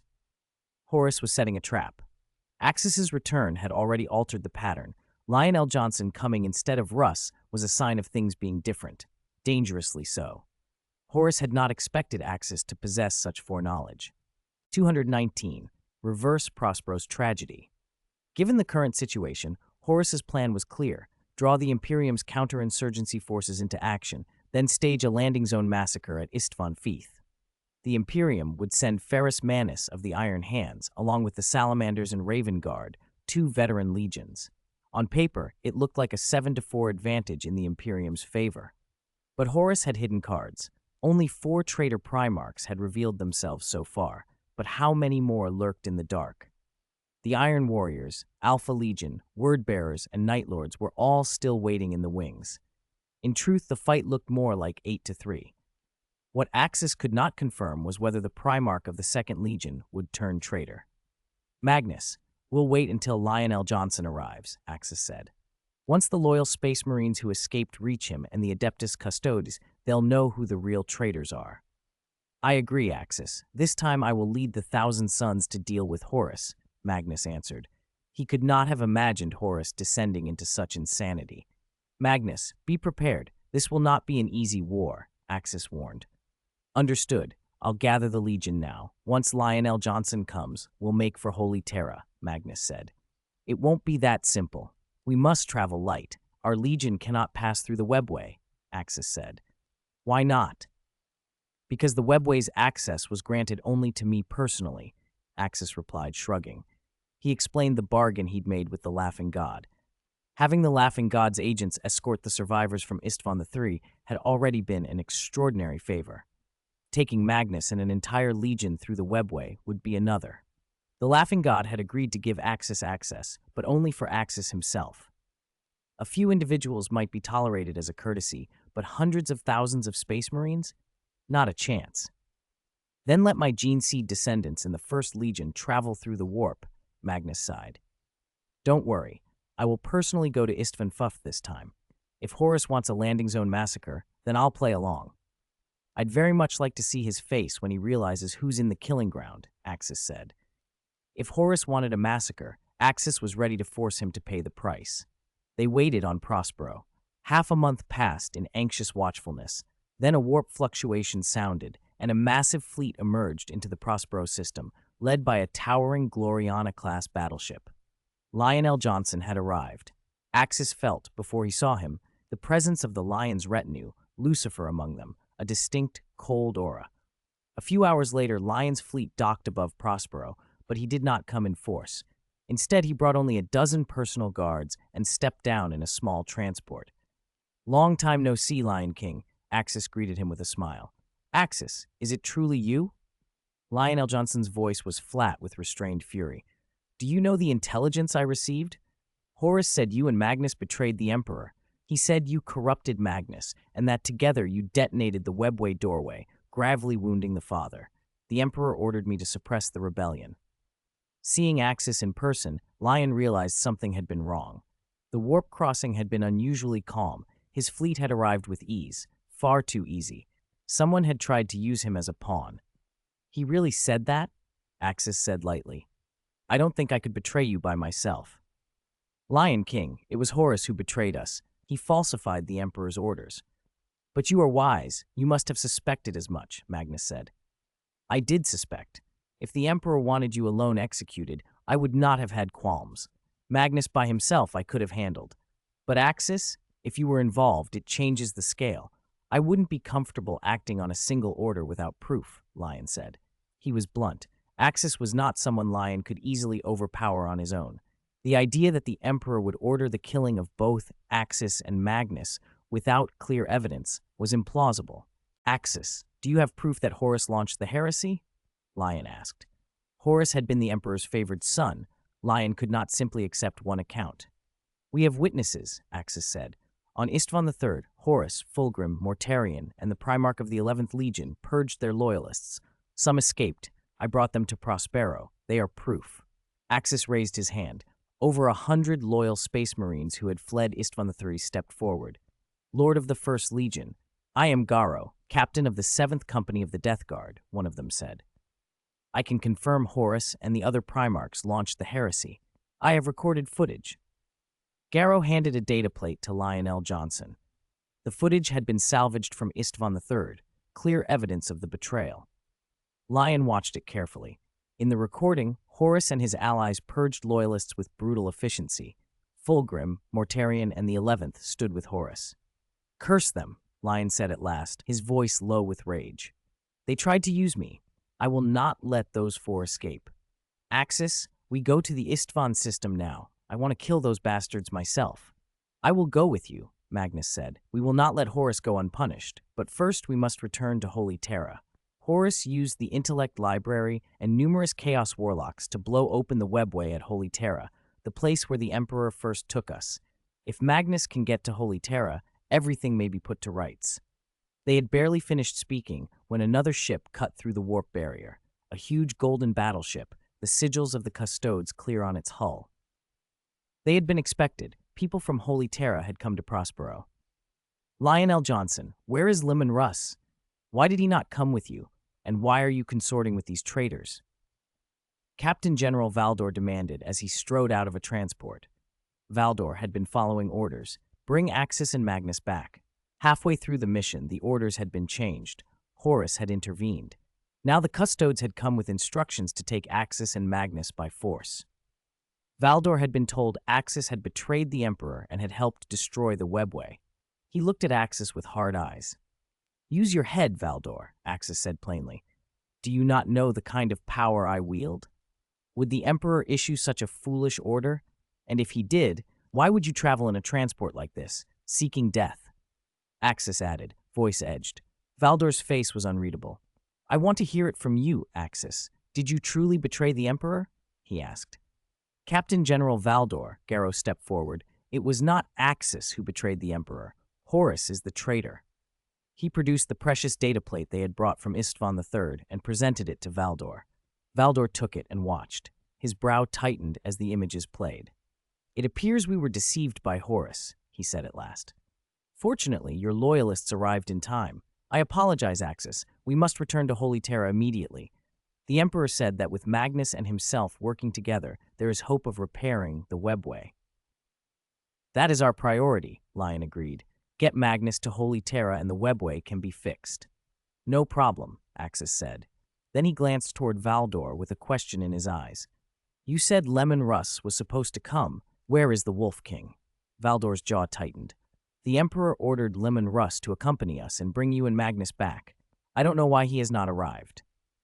Sure, my old man still came, but not to Prospero. Let's review the events, Lord Valdor. State every mission you received, and Lionel Johnson, state the orders you were given as well, Axis said. Lionel Johnson, Valdor, and the others nodded and recounted everything to Axis. The sudden psychic surge on Holy Terra that shattered the webway and forced the Emperor onto the Golden Throne.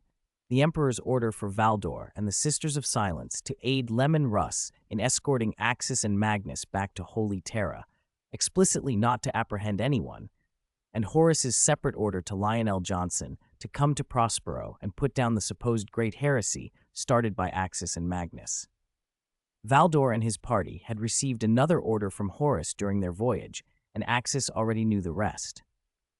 Once the three accounts were cross-referenced, Lionel Johnson realized the truth. The Emperor had never intended for him to come. Horus had ordered it unilaterally. "So that means Russ is probably trapped in the warp," Axis said. "That's likely," Valdor replied. "That's why he didn't arrive at Prospero. Given Leman Russ's fleet speed, he should have been here at the same time as us." Axis frowned. This was bad. The reason his father hadn't arrived on time was almost certainly Horus's machinations. Horus knew enough to assume Axis and Lion would be at odds. He didn't know Axis had fought the Emperor, or that Lion had witnessed it, or about the cultivators. If Russ had shown up, the two sides would have avoided conflict. So Horus had used some means to trap the Wolf King. "Don't worry, Axis. I'll use my psychic power to help you search," Magnus said, patting Axis's shoulder. Axis nodded. Magnus's power was still reliable. Much of the Imperial presence at Prospero over the last few days had been guided there by Magnus. Ships lost nearby had been shepherded from the warp under his influence. "Sisters of Silence, step back a little," Magnus requested. He needed to concentrate. The sisters' anti-psychic field would interfere. They complied and moved away.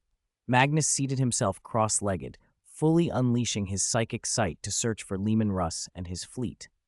If Russ's fleet was truly stuck in the warp, Magnus could act as a beacon, using his power as a warp-touched demigod to guide the fleet back out. Axis placed a hand on Russ's shoulder and lent his own holy psychic power to help Magnus dispel some of the mists and tempests in the warp so Magnus could see farther. They had used this cooperation before to contact the Laughing God and enlist the Clown Troop. Hours later, Magnus opened his eyes and looked grim. "Axis, I found Leman Russ's fleet. They have left the warp, but where they emerged is terrible." "Where?" Axis demanded. "They appeared on the Imperium's westernmost border, adjacent to the Raidan," Magnus said. "My sight picked up a massive concentration of Raidan forces, billions of troops, hundreds of ships, and 2 celestial satellite weapons. An enormous army is gathering on the western front." "You mean Russ is about to engage them?" Axis said. "Not about to. He is already engaged, and he is at a severe disadvantage. The Space Wolves' fleet cannot match that Raidan host," Magnus said. Axis blinked. He knew the Space Wolves were fierce, and Russ had 2 cultivator offspring who, after consuming spirit tree fruit, granted vast combat power. Still, facing that scale, especially with the Raidan's strange weapons, it was dire. "You're missing the worst part," Valdor said. "Decades ago, the Imperium intended to eradicate the Raidan, but the Raidan unveiled a new secret weapon. It shocked even the Emperor. He had to deploy a secret from Mars to counter it, and both sides signed a fragile peace." "The Raidan's new weapon?" Axis asked. "What is it?" "Humanoid constructs capable of unleashing devastating energies," Magnus replied. "They move through space in physical bodies and can wreck an entire fleet with a single strike. Their energy attacks tear through void shields and blast ships into fragments. Space Marines and mortals alike can be slaughtered with a gesture." In that war, the Imperium had thrown nearly half the Primarchs and their legions at the threat. Magnus had been there. The result was a bloody stalemate. The Raidan's technology in that conflict had even surpassed what the Imperium possessed. How could the Raidan have such weapons? "In the last war I fought them. They were dominated," Axis protested.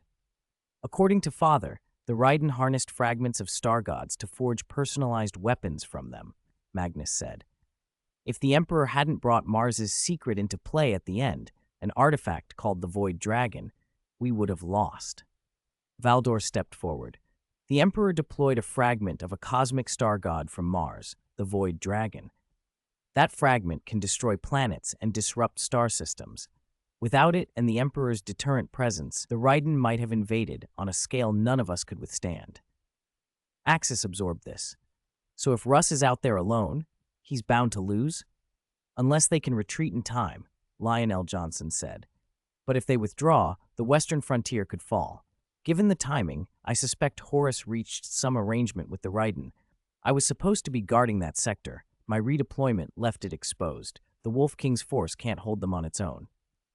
Magnus, can you send a psychic transmission to Russ? Tell them to break off and rendezvous with us at Prospero, return to Holy Terra, or fall back to Fenris? Axis asked. He hadn't expected Horus to collude with Xenos, but if he had, everything had just become far worse. The Third Raiden War was already shifting because of this betrayal. It would be nearly impossible, Magnus said. The Western Front is engulfed in a catastrophic warp storm. Even if I could project a message, no psyker could endure a psychic contact with me through that storm. It would be like taking the blow that shattered the webway. Leman Russ himself could not survive it without grievous harm. That left only one option, a fleet rescue. Horus is insidious, Axis muttered. It was a dreadful dilemma. If Axis went straight to Holy Terra, he might help save the Emperor and the webway, possibly suppress the rebellion. If he went to rescue Russ, he might stop the Raiden and preserve the Western Front, but his absence from Terra could let the heresy spread unchecked. If he did nothing, either his father or the Emperor could be lost. Axis, Magnus said, why don't you go to Holy Terra? I'll return with the custodes to help Father repair the webway. Axis was the Imperium's most potent combat force at the moment. His presence could turn the tide. Magnus's taking the custodes to Terra could stabilize the situation there. Only 4 legions had rebelled so far. Timely reinforcements might still suppress the uprising. The Raiden were a threat too. Someone had to stop them. I will go to save Russ, Lionel Johnson said, standing. The Western Front was my responsibility.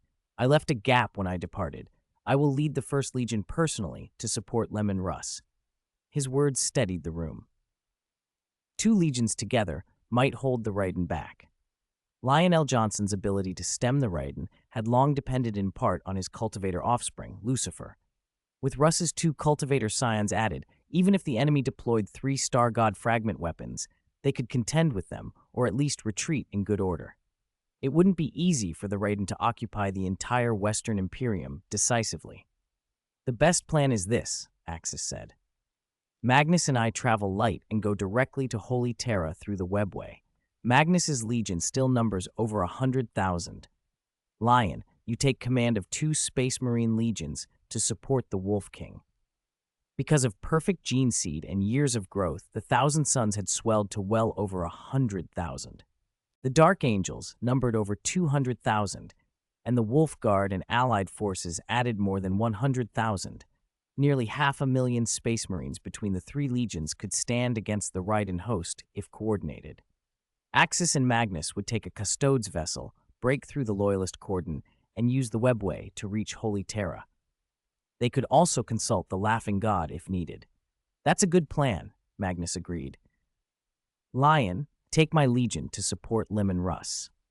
The others nodded. The urgent task was clear. Axis and Magnus to Holy Terra, to suppress the Great Heresy and restore the webway. Lionel Johnson and the combined legions to the western frontier to rescue Leman Russ and hold back the Raiden.